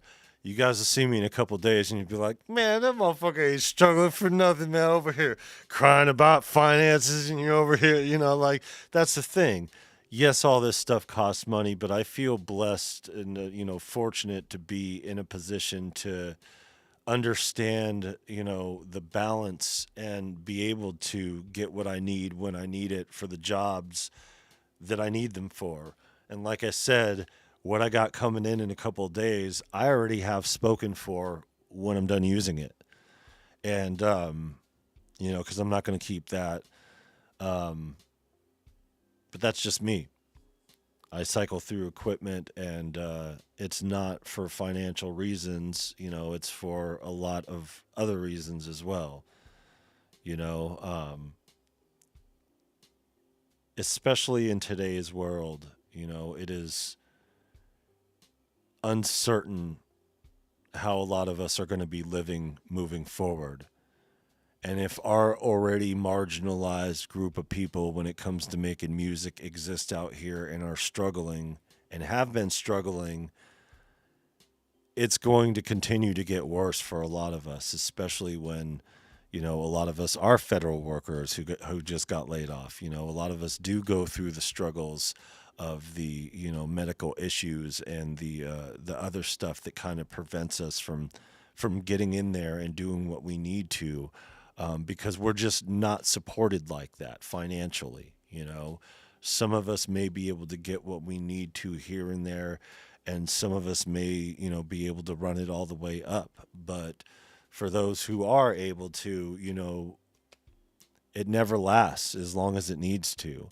So eventually you're going to be out there on the grind all over again, changing that, and trying to, get that bag going. It's perspective. When you ain't got one, a dollar is a fortune. For sure. For sure. you know and No, I'm not a federal worker. No, no, I'm not a worker. You know, technically, if you want to take what I do for a living, you know, it's not music right now because I'm not getting paid for my music yet because I'm not putting it out there the way. I mean, I am making a little bit here and there, don't get me wrong, but it's like incremental, a little bit every few months for, hundreds of thousands of streams isn't a regular income to be able to even contribute to the bills regularly. It's getting better here on YouTube, but there's a reason why I have to stay here in this space and do what I'm doing here because I have to stay here in this apartment to take care of my kid while he's doing his schoolwork while mom's at work. And there's a reason why that dynamic exists, why I'm home and she's out there, and that reason has a lot to do with mental health and, first and foremost, and it also has to do with ability. My physical body's a little bit more run down, and, my availability when it comes to certain jobs just isn't there right now. And little Tussin isn't old enough to stay home on his own legally. So one of us has to stay here, or else we're paying for daycare. And he's at that age to where he can't do daycare. And even if we did daycare, if he was of age, we'd be paying all that money to the daycare, making the second job completely useless. And it's also been recommended, oh, why don't you just take a part-time job and work in between, because jobs don't work like that. They want you to give everything to the job, and they don't work around your schedule. It's up to you to work around their schedule. And it's crazy because we come to a point to where, as many of you know, we came out of a homelessness situation to where we're at now. But where we've been at, we've been wanting to leave here to go somewhere that's a little bit more cost effective. But the moving element has just been prevented every single year. And we've been here for 4 years now in this situation because we have to be in this situation, you know? And it's just one of those things to where, we want to work things out, but the desire to work things out in that manner versus the decisions that we're faced with because of what we're dealing with are two different things. And that kind of goes along the line with a lot of us out here. Like we were in a position beforehand, we came from homelessness to working poor, and then had a situation happen to where we had to empty out our finances, all of our credit accounts, all of our savings, everything, just to be able to survive. And even after doing that, we still had to get some financial assistance program just to catch us up on rent during that time, because we worked through COVID. You know what I mean? We did everything that most people just, I wouldn't say most people, but a lot of people, stayed at home. My wife was out there, on the grind doing what she did. So, that bought us a lot of time to the point to where there are still those resources available. But without that happening, we would have been totally screwed, and we would have been, having a totally different conversation that we're talking about. We had a time to where just recently, before my wife started working this job, we were on welfare. But people think, oh, you just take advantage of the system and all that other stuff. No, welfare is $700 something a month, if that, and the things that you have to do to be able to get it, are kind of equivalent to working a job, just worse because it's unstable and you're not getting a paycheck. So you're not receiving anything other than that money, and if you make a certain amount, you don't qualify for that money. You don't get on welfare. But in order to get any kind of government assistance over here, federally in the States, they only allocate like $430 for your living expenses. Like there's any kind of place out here on this planet that you could pay that kind of money for that kind of living, like you're just going to roommate with somebody or whatever. Like tell me where that you could do that. My wife, because of us being homeless with the the Honda Pilot or whatever. We had to turn that over. But even with us turning over that Honda Pilot, it came to bite us back all this other time, and she's getting a garnishment from her current check. It's $800 a month she's getting taken out of her check. And we can't do anything about it until we could renegotiate the payment or whatever. But we're still paying for something that made us homeless in a situation that was 4 years ago, and that takes us out of our element. And I'm not saying this as any pity party. What I'm saying is that when it comes to financial assistance, the government over here, they won't give it to you because they focus on your gross, not your net. So even though we're getting this minus $800 and back down to minimum wage type living because of it, and because it's a court order that was procured during a time in COVID and everything, we can't do anything about until the 90-day restitution's over, which is today, I think, is the day.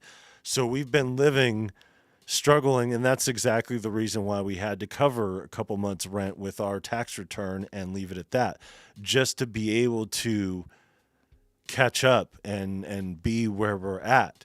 So even though leftovers enough for me to, get some equipment and move forward and doing whatever, the return on investment's not enough to be able to take that hit. And we have made some decisions to put us in a position to where we don't really need that much. So thank God for that.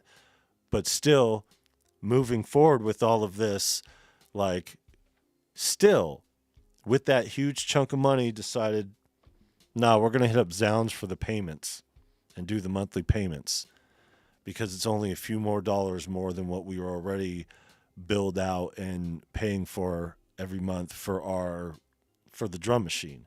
So it was already a bill that we had been going through. So, that's what I mean about these earned income credit situations. They kind of, for working families and working poor and stuff like that, living under the poverty line, these things are essential because they give us breathing room to be able to make some other financial decisions to hopefully be able to take off. But because of all the situation being what it was, we weren't able to move out of here, and here we are in our fourth year all over again. And we're cool with that because we understand the pace in which this is going. And I understand the pace in which this YouTube channel is going. And I understand the work that I have in front of me and how long it's going to be before hitting that stage. And when you look at the plan that we put in place before any of this happened, we set aside to make sure that we would be okay to know that we understand the time that we have to make the moves that we do. And we're like, okay, we're kind of still right on schedule, even though it's not happening the way that we planned it. The universe doesn't care about our plans here, folks, especially when it comes to being in a marginalized field of making music. So when you're making music and already marginalized and already living poor, working poor, doing whatever, it's a struggle. A lot of us have families to take care of. And, I don't mean to be like poor me on this. I'm just letting you guys know, hey, we don't qualify for food stamps or welfare or anything like that, no matter how much little we get. And fine, whatever, we're out on our own, just like everybody else is here. But just like everybody else here, we're struggling to get by. So being able to struggle to get by at a time, how do you fit the music making into that when the music costs so much money to produce? And you need a bigger bag at the end of that, because it costs so much money to produce the music, and you have to live during that whole time too. That's why it takes the time it does for a lot of us to make the music. Not only because, one, if you're making timeless music, it takes as long as it takes to make. You know what I mean? It could be, a few minutes or a few years. It takes as long as it takes. But at the end of that, it goes the distance, and then you receive the benefits from it. But when you can't dictate or quantify it, and you don't understand what exact residuals are going to be received from it, it makes it even more difficult. And when you have an industry and a profession such as ours, to where we're not respected as musicians, to where yeah, you guys understand here. You guys, a lot of you guys here understand my level of musicianship. A lot of you guys understand the quality of music that I'm producing. A lot of you guys see where this is going and have been here to see, what I see is going to be on the other end of this work. But they're still living in the meantime. So everything is everything, and it's different for everybody. And this is just our particular struggle going through it. But perception is not reality. But as much as I'm saying this now, you guys are going to laugh your asses off at this conversation. Because as much as it seems like I'm saying, poor me, and we got all this to struggle and we got all this shit going on, it's like I said, you guys are going to see me in a couple of days and be like, get the fuck out of here. Get the fuck out of here. Because being able to leverage what little you have to be able to do what little you can do to maximize the potential of not only your music but your productivity. I think living in this type of situation in the States and struggling before and being in a homeless situation, I think all that has put me in a position to be able to understand how to move things around a lot better, to be able to make the music and make it of great quality with very minimal investment. I mean, yes, it takes the time and money, but it only takes the time and money. And in reality, money comes and goes, and time is really expensive. And that's when it comes down to it for the majority of us. Time is really expensive no matter what level you're at. And things change, You may be up one time and down another. You never know. So it goes, nickels, pennies, and dimes, whatever it took. What had to be done. Yeah. Yeah, for sure. Yeah. Working around the clock during COVID. Dumb. Should have bought a house. Yeah, and that's the thing. The housing market boosted during that time too. So like that would have been a great time. As much as it struggled at the time. Yeah, the world is definitely struggling financially for sure. 4 weeks before COVID, my wife lost her job. Yeah, yeah. What is your projected revenue for the album? I have no idea because I'm taking it into a place I've never taken it before, and I can't give an answer to that question until I do the business plan for the album. Which the business plan for the album isn't going to start until the business part is going to start. Even though there's these seeds planting and things happening and stuff on YouTube and everything like that, when I'm in post production is when the business starts, like officially. So sometime before then is when I'll sit down and do the business plan to dictate specific projections. But I plan on going the distance with this album in a way that I never planned on doing before. And I'll accept wherever the universe takes it, but I have a feeling that I've never had before, combined with feelings that I've had before, doing this type of thing, and understand that this is going to a level that I cannot quantify numerically, which is great. Because that's when shit really starts to work out financially. But that mystery, and that's the thing about this whole money conversation here, that mystery is what makes it so difficult for people to invest in making music, because when you're at a level of playing where you can't gauge the outcome, which is pretty much the case with all music, because you can't tell how it's going to be received out there in the world until it's out there being received. So understanding what I need to do to get it received out there by the world, it's going to be pretty insane. If you plan for 10 hours of studio time per song on an album at 175 average per album and almost 2 hours. Yeah. Yeah, and I'm eliminating a lot of those variables with some of the investments that I've made over here that you guys will see. I've taken away a lot of the elements that would be problematic financially with what I got going on to where it's going to be more affordable for me and better for you guys because the quality is going to be there in a way that, not saying that it wasn't going to be there before, but having this access to these resources and having these tools is going to up the level of playing and the residuals that come from it as well.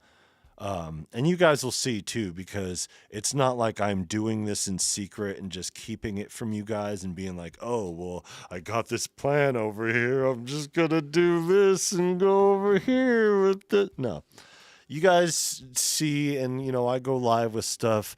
You guys will see realistically, like, oh, this is why he's been on the Mini Freak. This is why he's done all those long form, no talking, you know, exploration videos.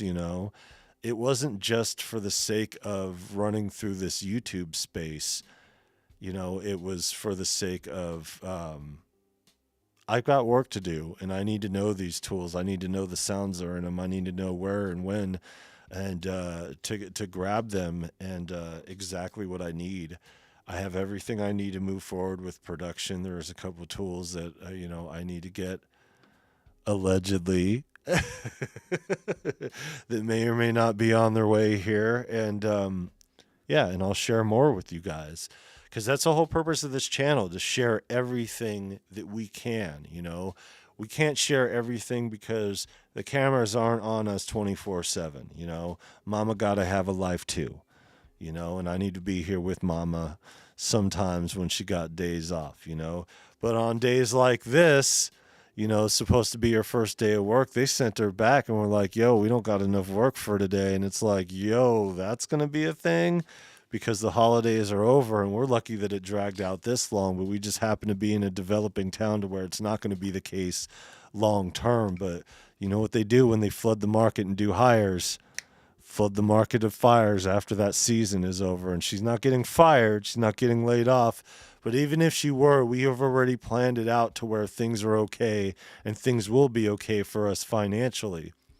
But you know how much of a hit losing that day is going to be, without any vacation time or whatever to cover it? Again, adjustments that we need to be making to be able to move forward with things. And what are we supposed to do with the music? Just shut it all down while we make these moves, while we move these puzzle pieces around and try to fit it all together? Had a realization today. Washed several dollars on music to keep myself preoccupied while I got myself together. I even bought another monitor today to make it a pair. I gotta stop. Reading that slower is just so much more effective. Sorry, I gotta read it slower because I'm way out here.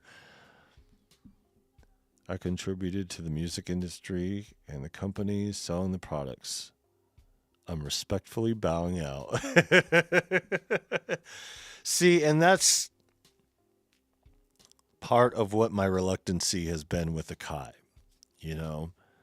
I have that feeling in me too, to where I'm like, yo, I don't want anything less than a finished product that is ready to go. So if you're not going to give me that, I'm not going to jumble around and wait for your software to be up to par with your hardware. Because that's what we dealt with the last time we had an MPC. But no, I get it, man. I really do. And it's hard to stay in the business of procuring these items when you start realizing, hey, wait a minute. When does it come to a point in time to where I'm just procuring items for the sake of procuring them and I'm not really having a musical purpose when it comes down to it? That's why we're like, oh, produce with a purpose. Well, that's just around here. Everybody else has a different deal. Everybody else has a different level that they're at. You know, these conversations between Son and myself and us here on the channel, we're just so naturally moving towards one another. You know, what we have planned for next week, will change. And I guarantee that that change is going to be something that we mention here on this channel for this episode, because that's just how it goes. And when you have an ebb and flow of doing things like that, I think that's when you're really in the pocket with things. And it's difficult to balance an already fluctuating market of personal responsibility when it comes to, being fiscally accountable for your own situation. Trying to balance that on top of music at the same time and maintain one over the other, which one are you going to pick? Well, of course, you're going to pick your family every time, you know? And a lot of people pick the music and end up going with the music, and their family suffers, and then their family doesn't suffer. But in the end, they lost that relationship and they're regretful about it later. So that's why I haven't really done certain things in the zeitgeist to go out there and do things, because I still have an obligation towards my family. I'm sorry for not being on. I don't mean to be so elusive with my content, but I'm fresh out of an ulcer. It's still there. It's healing a little bit. It's sore a little bit. And I kind of did some damage to it by eating some salt and a little bit more salt than I shouldn't have yesterday. But yeah, these facts of life that get in our way. Yes, I could increase that bag by doing zeitgeist type content and every day do something different, but I don't have the time in my life personally to be on here every day right now. I mean, maybe in the future, but the future ain't now. I mean, it is now, I guess. Now we're in the future again, if you're talking about what I said before. And here we are in the future again. It's like, it's all perspective, just like Tigrel said, for sure. I went out on a limb, bought some plugins on sale that I probably didn't need and couldn't afford, but I needed something to make me feel better with the way that things have been going. Yeah, and we do that. And you know what? It's better than having a drug problem. You know what I mean? It's better than a lot of things. You could be doing a lot more harm to yourself, sir. You know? I'm not giving up on it. I love it too much. I'm not going back to DJing. Yeah, DJing. It starts making me think about your past life. You know what I mean? Because like we all have these current relationships, like knowing each other and everything like that. It's like, wait a minute. What does a 20-year-old Tyrone Sellers on the ones and twos look like and sound like? You know, yeah. That's just, there's so many variables and so many differences. It's like kind of like that thing that George Carlin was saying. It's like we have all these differences and all these variables, but we also have these things that are the same, these things that bind us, that connect us. One of them's the music, and a lot of it is the financial aspect that goes with the music. It's such an uncomfortable conversation for people to have, because they're either afraid to reveal about their own finances because the matter of perception that other people have, or the being judged thing, and the differences. Let's see if I this might have lost people in it already. Let's see about it already. Yep, I lost somebody over this conversation already. This is kind of the uncomfortable conversation that gets people like, oh, got dealing with that. You start, people walk out of the conversation because they got their own trials and tribulations they don't want to deal with or hear about yours. But I'm not here to unload my trials and tribulations on you guys. It's just having the conversation about money is something that needs to be had, just because we all have our own financial struggles. And like I said, it costs a lot of money to produce music. You also get a lot of money from it if you do it a certain way, just depending on what your goals are, and depending on what they are, I mean, it'll determine your level of success, but not always. Not always. A lot of it, most of it, when it comes to making music, has to do with our personal lives. It has to do with what we have to deal with in our personal lives. And most of us making music on the creation element, we are trying to balance that, our desire, our need to create the music, and then, the need to have a stable family environment, and needing to have a roof over your head to be able to pay your electric bill, to be able to run through and vocalize through a microphone and do whatever you need to do to keep the music going. And we're just so used to doing it on our own, and maybe with our families, maybe our families, they may or may not understand what we're going through, but for the most part, we keep to ourselves about this conversation. You know, a lot of it's protectionism, and a lot of it's isolationism too, because we're over here understanding the way that things go with how this stuff is procured, and how we make a living, how we get by, and how we do this stuff musically, but the outside world, all they see are the lights, the equipment, and the stage and the large crowds, and just assume that that's the standard for everybody. Eventually, they start learning as they grow in their musical journey that there's a lot more out there to offer. But the general perception of reality when it comes to making music and money is not the reality of the situation. And the reality of the situation is most of us are struggling. And a lot of us are struggling because of the return of investment, or the personal lives, or whatever we have to go through to make things work, to be able to do music. And it's difficult. It's a struggle, out there, for a lot of us, especially today's day and age.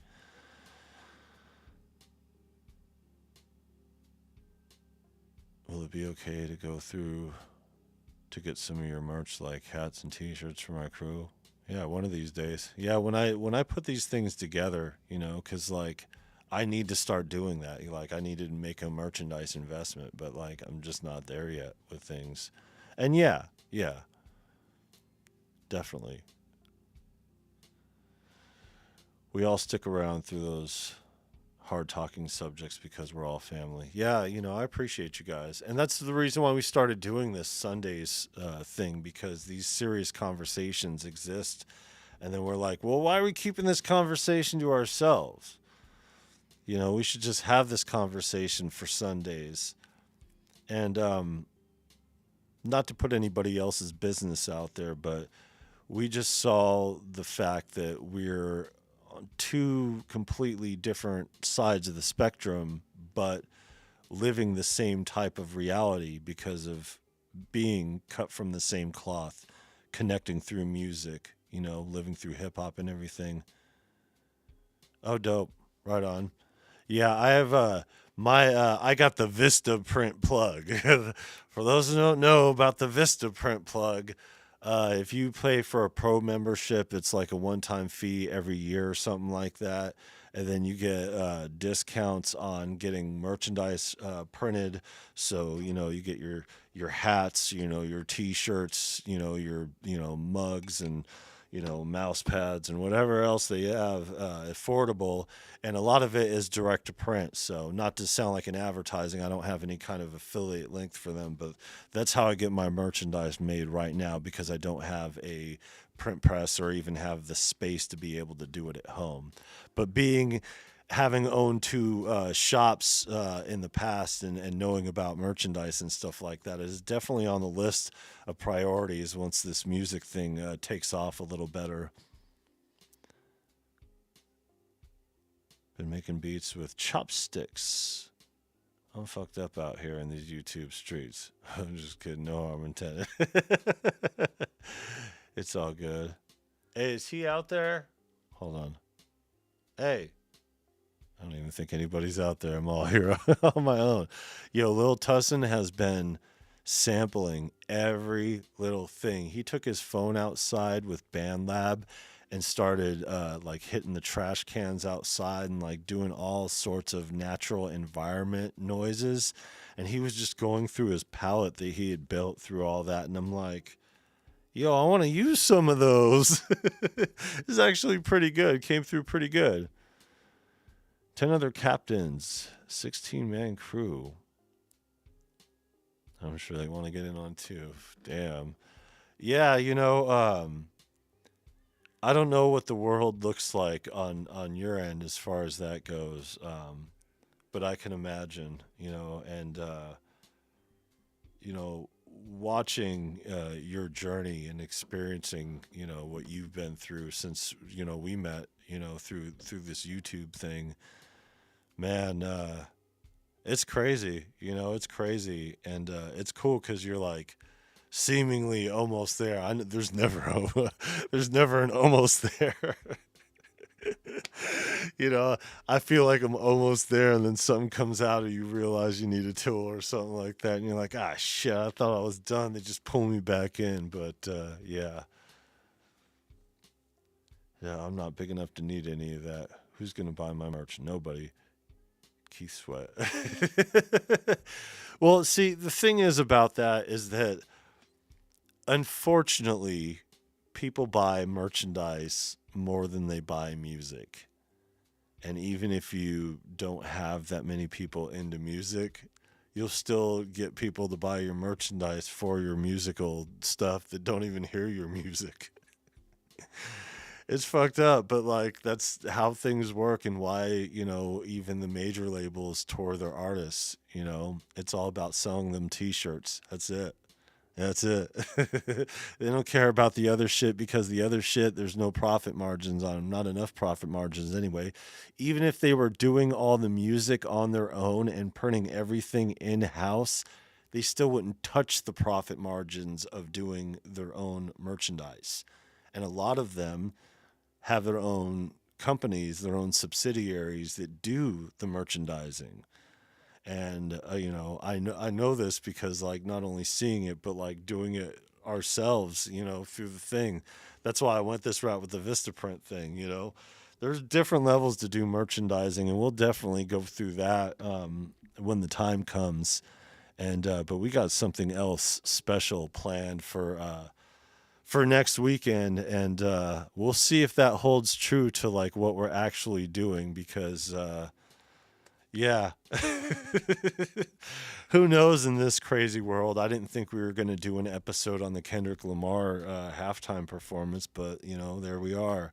And here we are talking about money, and you guys will make it, eventually, and I'm not worried about things because, money's one of those things that it's such a fluctuating thing, and there's so many different circumstances out there. If you have the ability to just do what you can do to keep your head down, to do as much music as possible or the best quality as possible, whatever you feel that would be the best way to monetize your music making proclivities, getting on a website, throwing sample packs out there, doing sound design for a video game like Venus Theory is getting into now, and, doing a lot of other things. There's so many ways to exist musically and be able to make solid, decent money off of it. It just, to be able to make enough to make a living is a task for sure, especially if you're just getting into it, especially if you don't have the tools ahead of you, or in front of you to make those decisions, to understand like, yo, I need to take a shortcut here to make sure that this goes through without hesitation, because the last thing you want to do is half step your music and release with hesitation and kind of do what I did. What I did was a shining example on what not to do.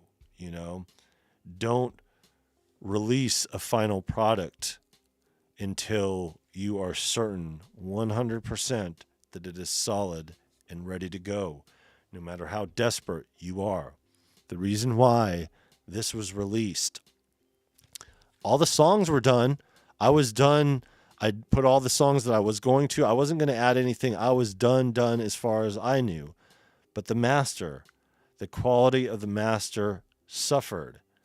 And because of the desperation of being homeless, because of our financial circumstance, I wanted to improve that circumstance so bad. I was desperate to go out there and just say, hey, let me start all the way from scratch and go out there with this music. COVID hit and said, not so fast, sir. And I'm like, okay, what do I do? Just put it aside. Walk away from it. But that desperation is why I prematurely put out an album that the universe shut down anyway. Whoa. There we go. Well, here we go. Let me just do this instead. Hi, guys. I didn't know Zoom was going to kick me out. I'm going to have to talk to them about that. Sons of bitches. Huh. I wonder why that happened. I was like looking at that. I was like, I thought the stream shut down for a second. It's like, whatever. I guess now you get the logo. Just in time for me to say goodbye to y'all. I'll never make any money from my music. I'd rather just have people listen to it, enjoy and appreciate it for what it is. And there you have it. There you have it. We exist in a lot of space to where I think a lot of people just want to do that. Just want to be heard, just want to make their stuff, so whatever you got to do out there to make your stuff, whether you got to crawl, or run to that bag to be able to, put together some grandiose adventure for the folks, I think, it's hard to say, it's hard to gauge with the differences and with the changes that are going on in the industry, with the limitations and the quality or lack thereof of streaming and the platforms and stuff like that. The worry about that moving forward. But it's like I said, there are so many ways. There are so many different ways to make a decent income. It just takes a while to get there. And it takes balancing out your personal or financial circumstances to make it happen, on a real level. I had different ideas about the way that YouTube worked before jumping on this platform and doing this here. I understand a little bit more now, and understanding what I do now in comparison puts me in a position to where I could do better for the music, and in turn, it will do better for the channel. But that's only me. As far as you guys go out there, just know that, everybody's out here struggling. There's people that are in worse situations than we have been in, even currently. It's like I said last year, we didn't even get a tax return.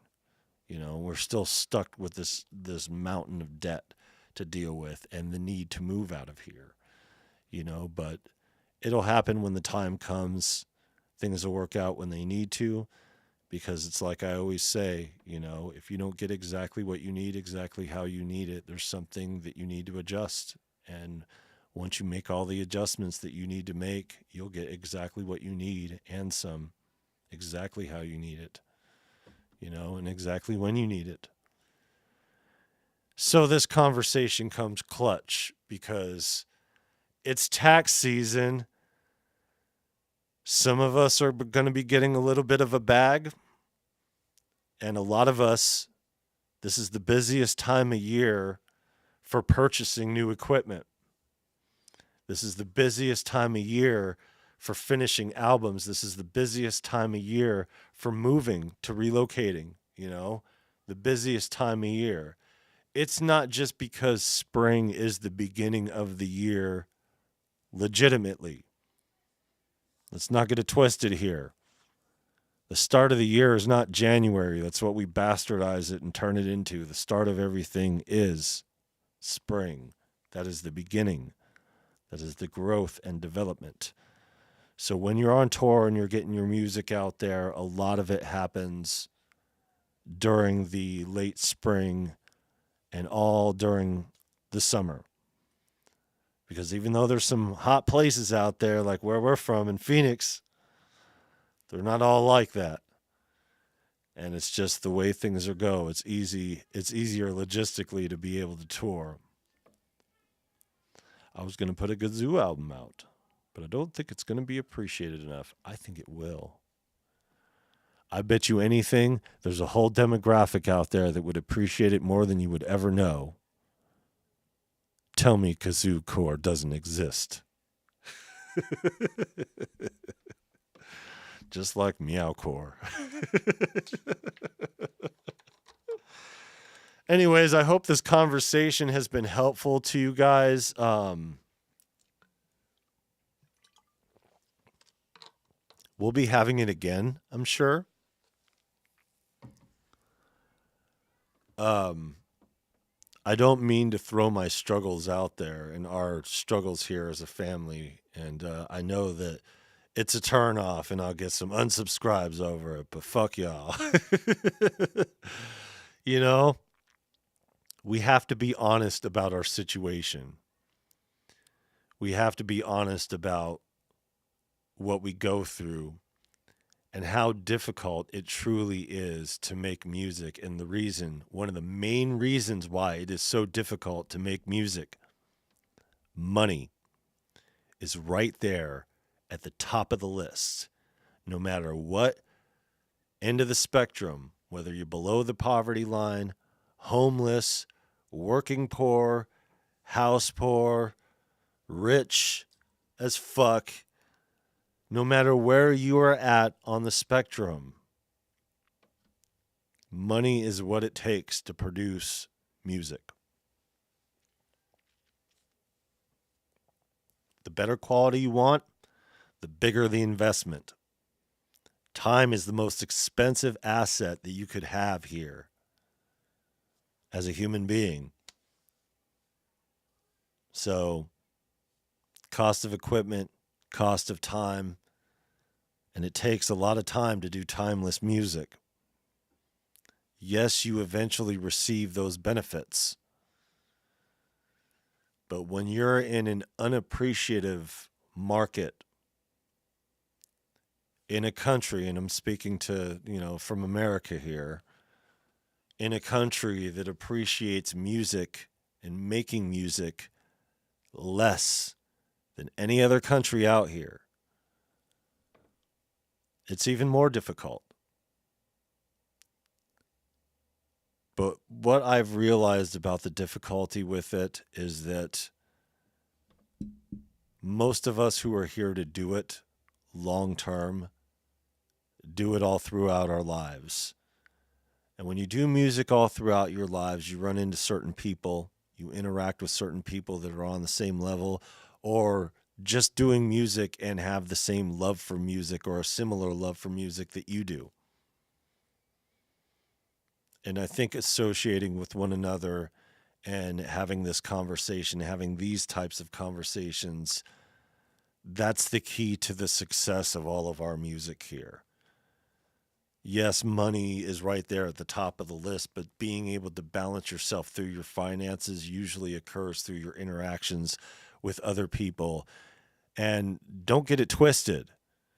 Our very survival here on this channel has only been because we've received financial assistance from other people. There's been stuff given here. There's been straight up, God, there's donations like crazy. You know what I mean?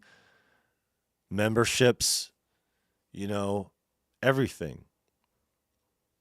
Yes, it may still be a struggle. Nobody's out here going to pay our rent every month, but we're not looking for that.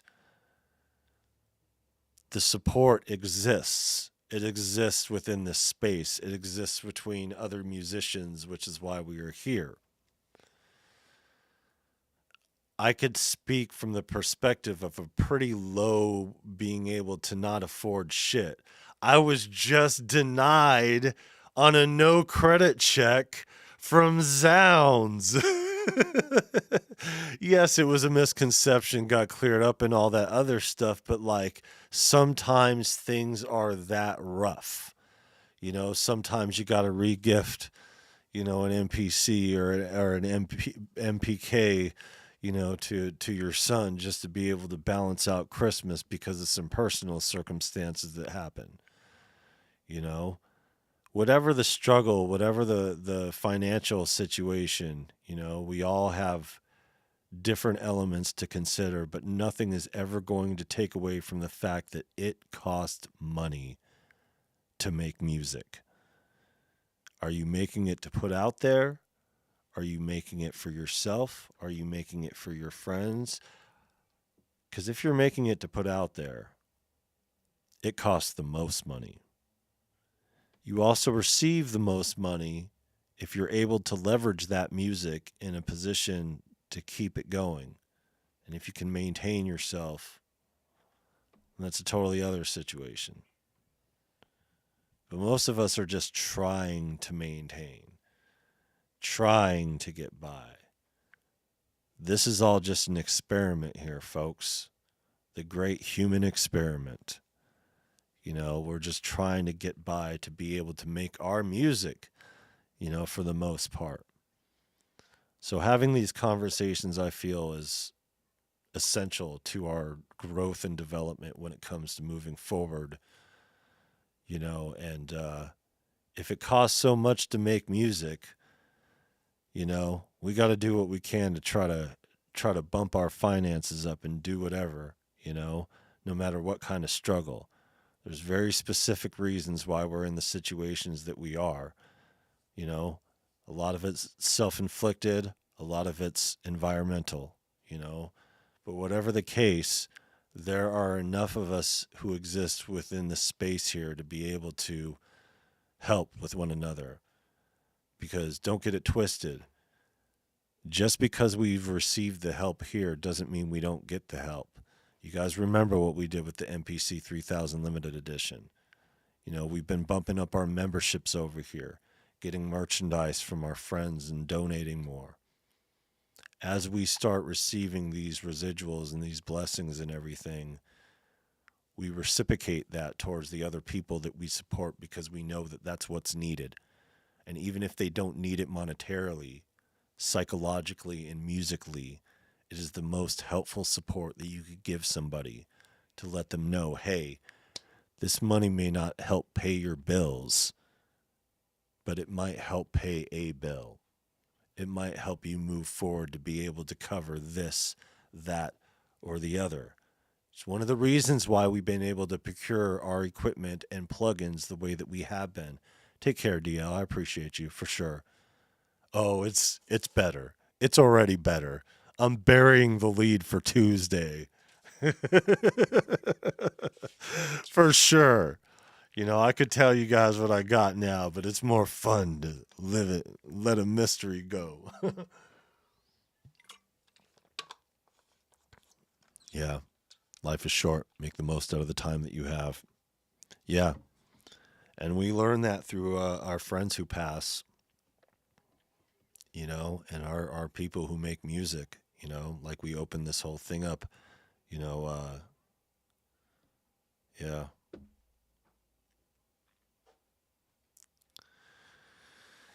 Crazy, crazy times, you know, and it's only going to get crazier. It's only going to get more financially uncertain, especially for those of us in America. But that's stinking thinking. That is trying to predict the future. You can't function based on what could be and what couldn't be. You could try to make a better, comfortable, or a more comfortable existence for yourself moving forward and make the plans. But no matter what kind of plans you make, shit happens And a lot of times you end up being surprised. So I really appreciate you guys out there. I love all you guys, the support.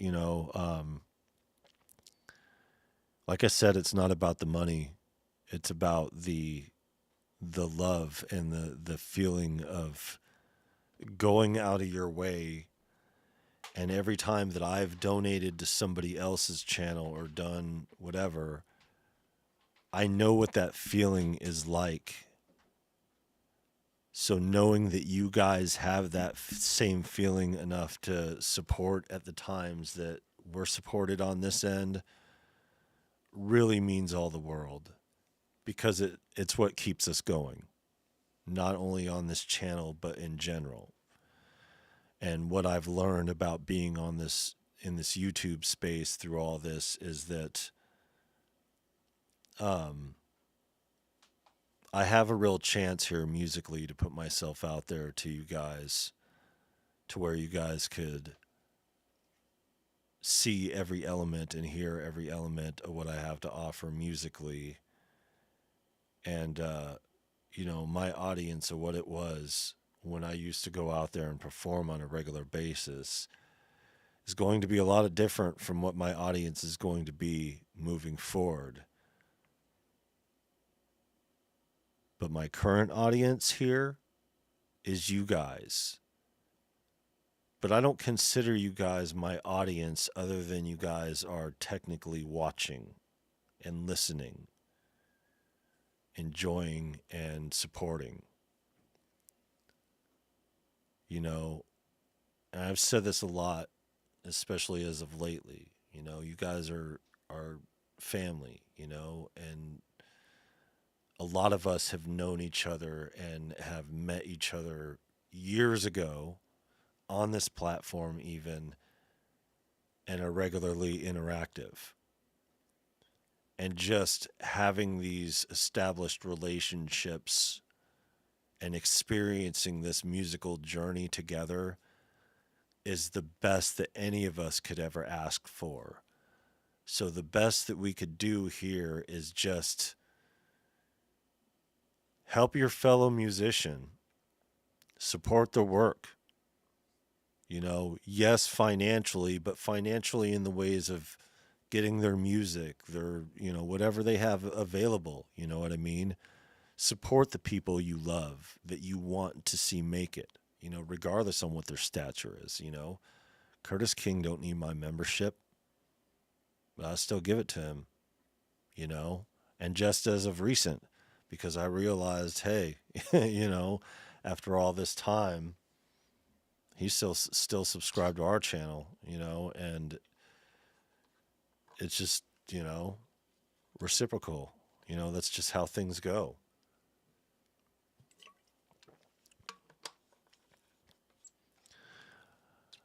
I remember when you used to tell people this guy be everywhere I go.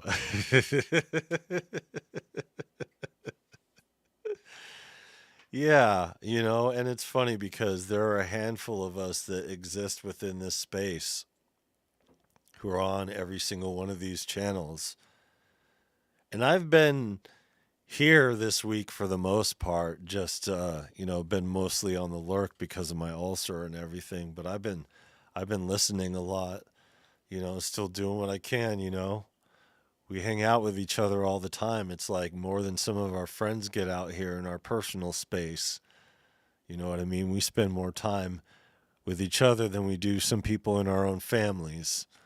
And that's kind of where I'm getting at with this and why I consider you guys to be family here, because you guys are experiencing a moment that some of my best friends aren't a part of, that my family have little to no clue what my world looks like inside of my brain or out here in person.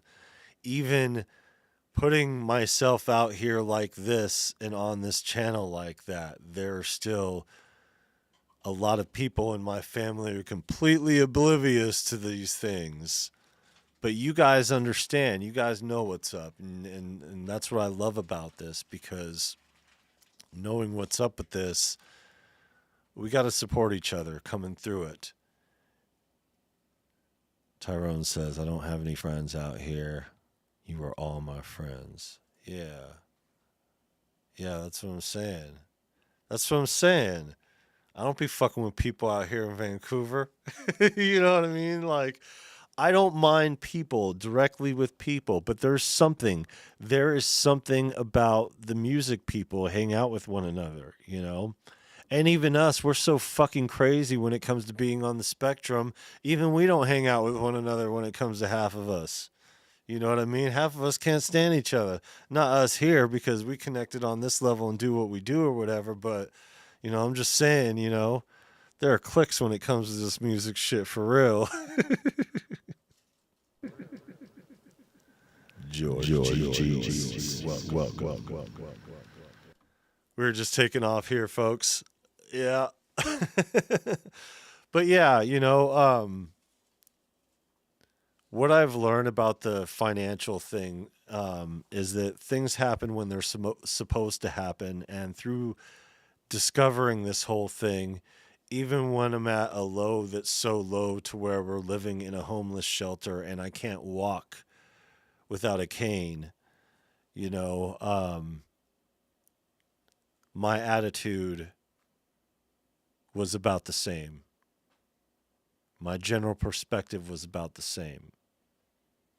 Environmentally, I had a little bit more pain here and there, issues to deal with. But all in all, it was all right. It was enough for me to write music and just take care of things. It was a struggle. It hurt physically. And I don't think my physical body would be able to go through that again. But it's fine. We make it through these traumatic events and these financial circumstances. And I think a lot of the perspective comes from the protectionism of ourselves and not wanting people to know that we struggle like this, whether it be mental health or financial health. You know, there's something to be said about all of it. And here we are on Sundays saying it, and we'll talk a lot more for sure. But for now, I just would like to part with the encouragement of, letting you guys know that we're out here. We're out here like minded folk, you know, um, struggling the way that we are, and you guys don't hesitate to reach out. I may not have much, but, I could still make some moves here and there and do some things, you know. That's the thing about it. You know, it's like Sun said, once you get to a certain area, once you get to a certain element, you become the person who you truly are. But if you truly are who you are deep down before any of that, it's a lot easier to function and maneuver through here. And this channel is all about keeping it public, this whole journey. So even though we have essentially spent up our tax return on our financial circumstance personally, I still managed to get the upgrades I needed. Got an upgraded interface, got a microphone, got a piece of gear that will remain a mystery until it shows up here. And yeah, life is good, no matter how terrible it could get, you know? And I know that people are struggling out there, and I really feel that struggle, especially, still after all these years not being able to move out of this, low income, 2-bedroom apartment. You know, it's rough, especially trying to have a situation like this here, but, you know, it's just kind of the things that we do, you know, and we have lived in a lot worse situation and we've had a lot less and have had to slowly build the same way that we're slowly building here on YouTube. Oh, it's just the new, I could say that without keeping it hidden. It's just an upgrade, the SSL 2 Plus. It's the same one. It's just I have the older SSL 2 Plus here, and I'll go through the issues and stuff like that with it then. But I needed to do the upgrade. I definitely did. And Lil Tussin gets this one too, so he gets to sample from Logic Pro and do his microphone and stuff like that because he needed to interface himself.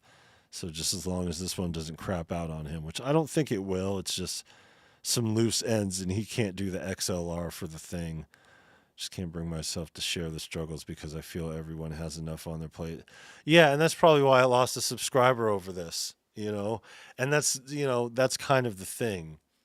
I think a lot of the reasons why we don't have this conversation is for that same reason. We don't want to burden people with our problems because, especially being in the abstract of making music, a lot of our problems are a lot more evolved.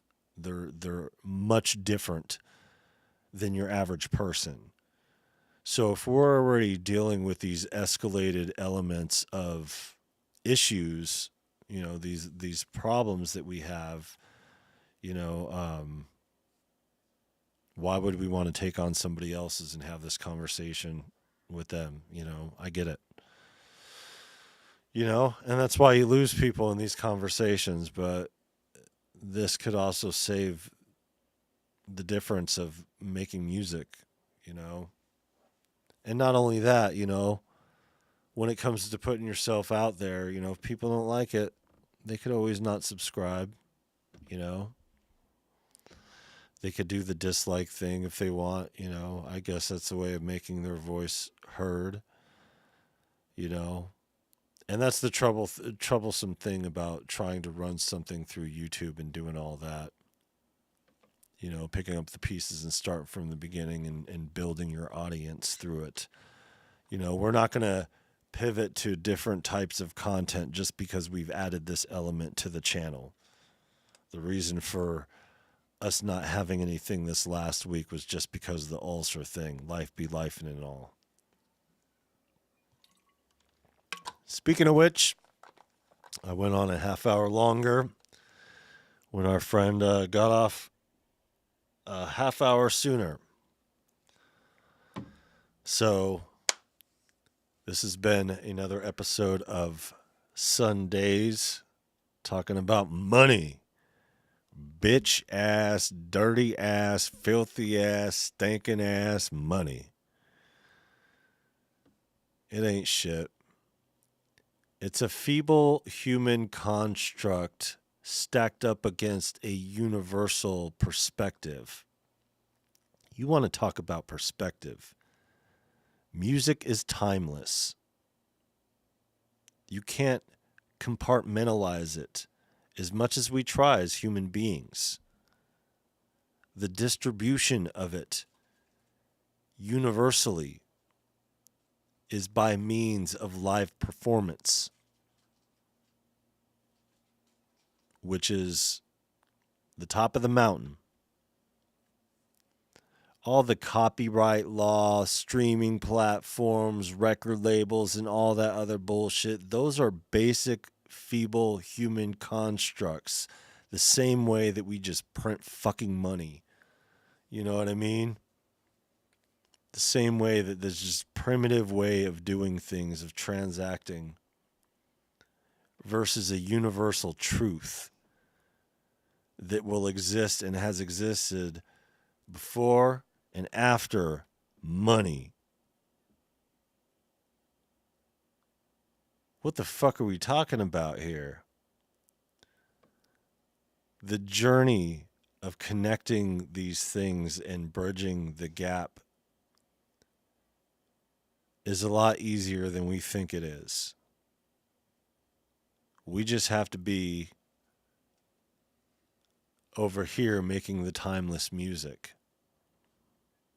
existing in the universe, and doing what we need to do rather than chasing this bag of inflated, printed out, disgusting paper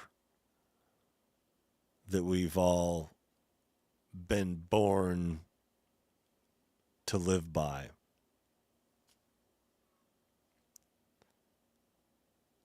It's a level of bondage versus a level of freedom. And even though we create these systems of bondage to isolate and suppress that freedom,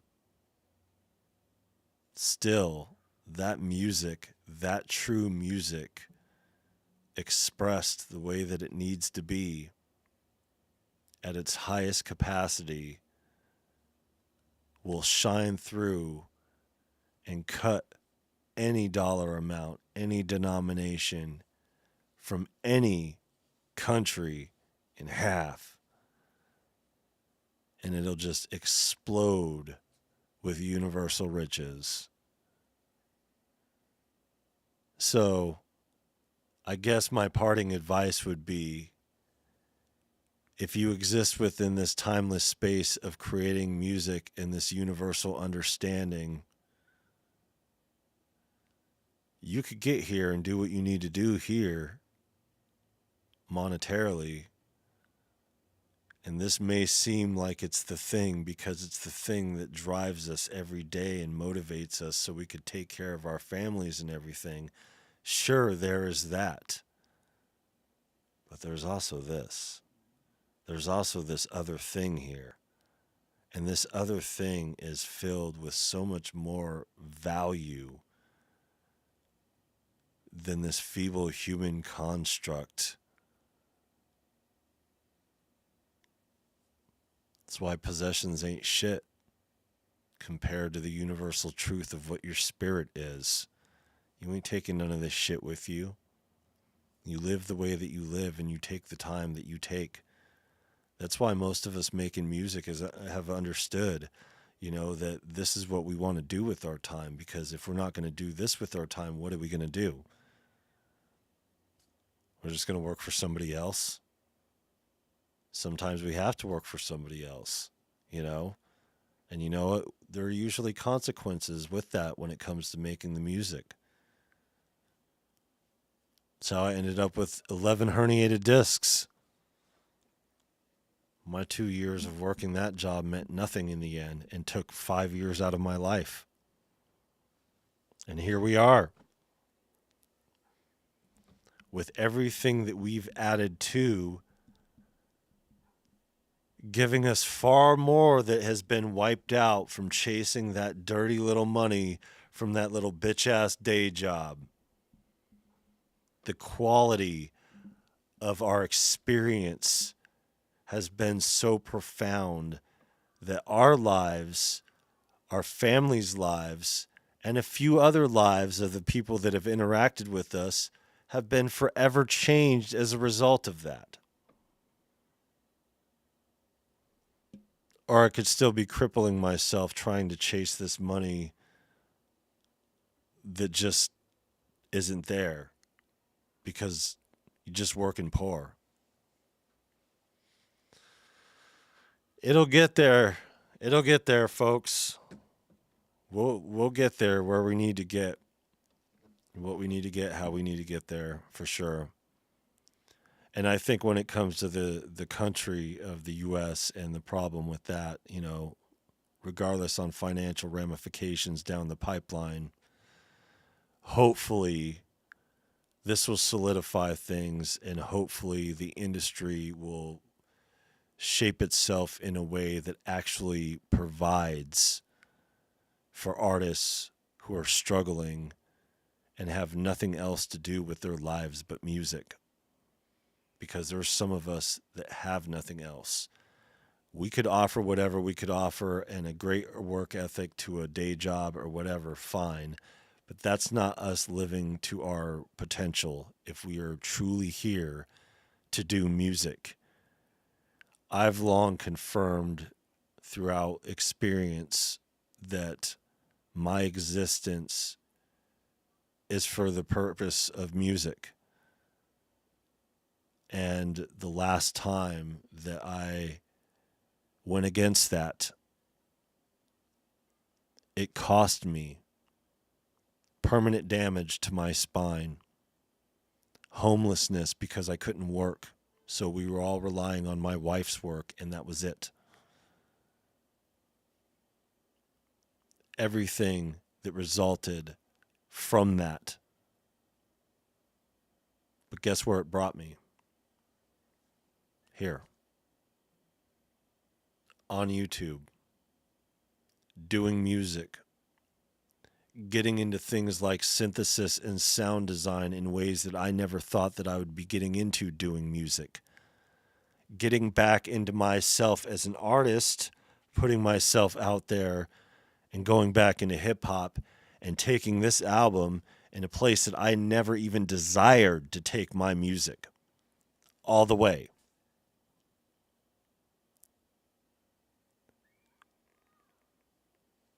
And yes, it resulted from the poor decision making I made to take that job. So in the end, was it such a poor decision if the universe just brought us here?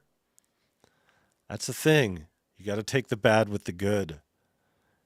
And a lot of us are struggling, but nothing ever stays the same forever, especially in an ever fluctuating industry such as music.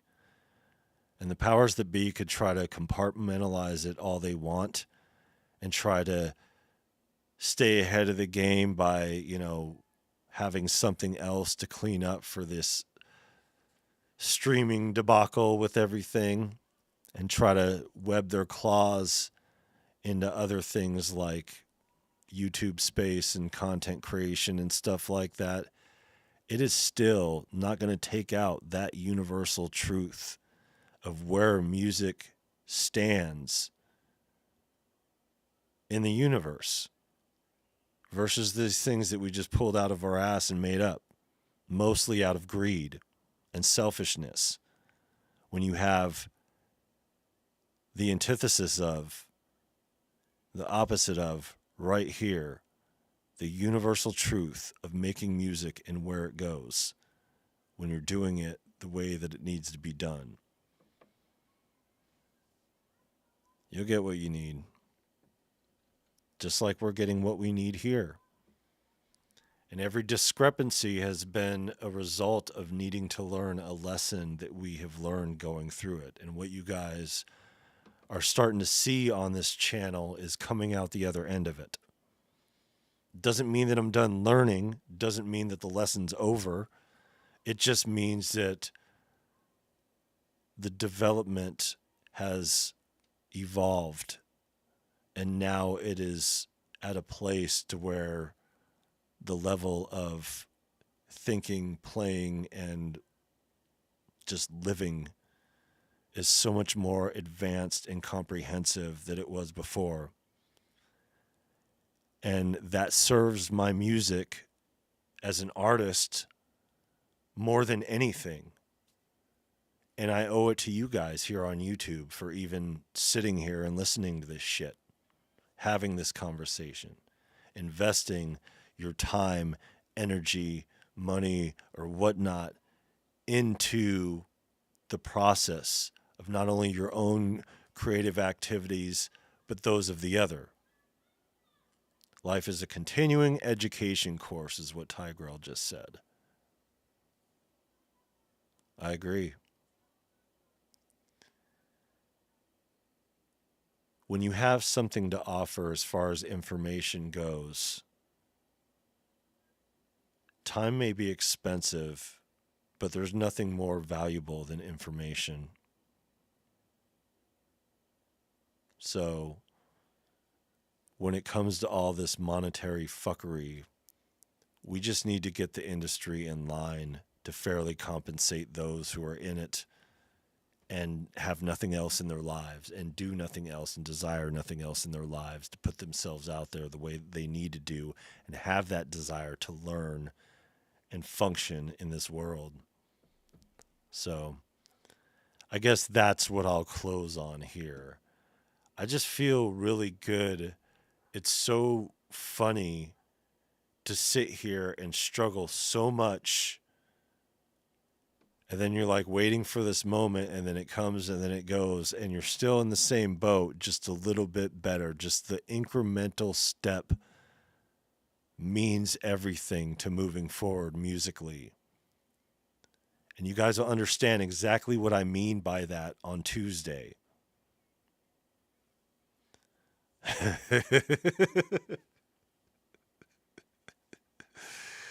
It's going to be great. It's going to be great. There's a reason why we're able to do what we do, and the reason why everybody's able to do what we're able to do musically, no matter how bad we're struggling. It doesn't always have to be a struggle either. So when you're not struggling, make sure that you help support those who are, and it's hard to make your intentions clear. It's difficult to share what you're going through, especially if it may turn people off to the conversation. But,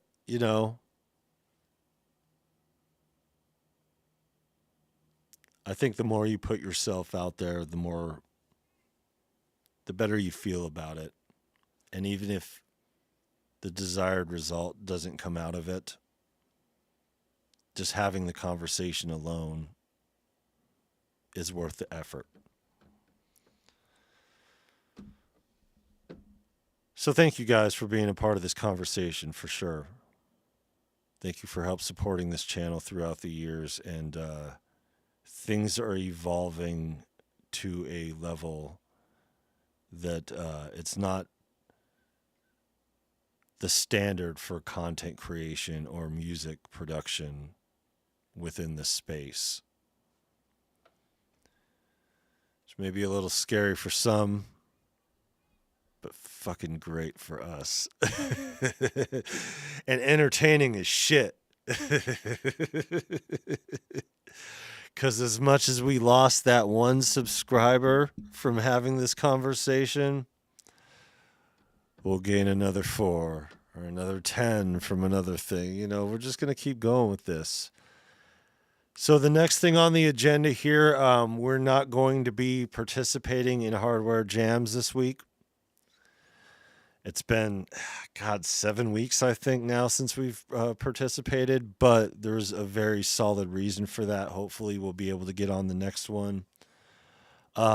We did get the Arturia expansions, and I wanted to let you guys know here.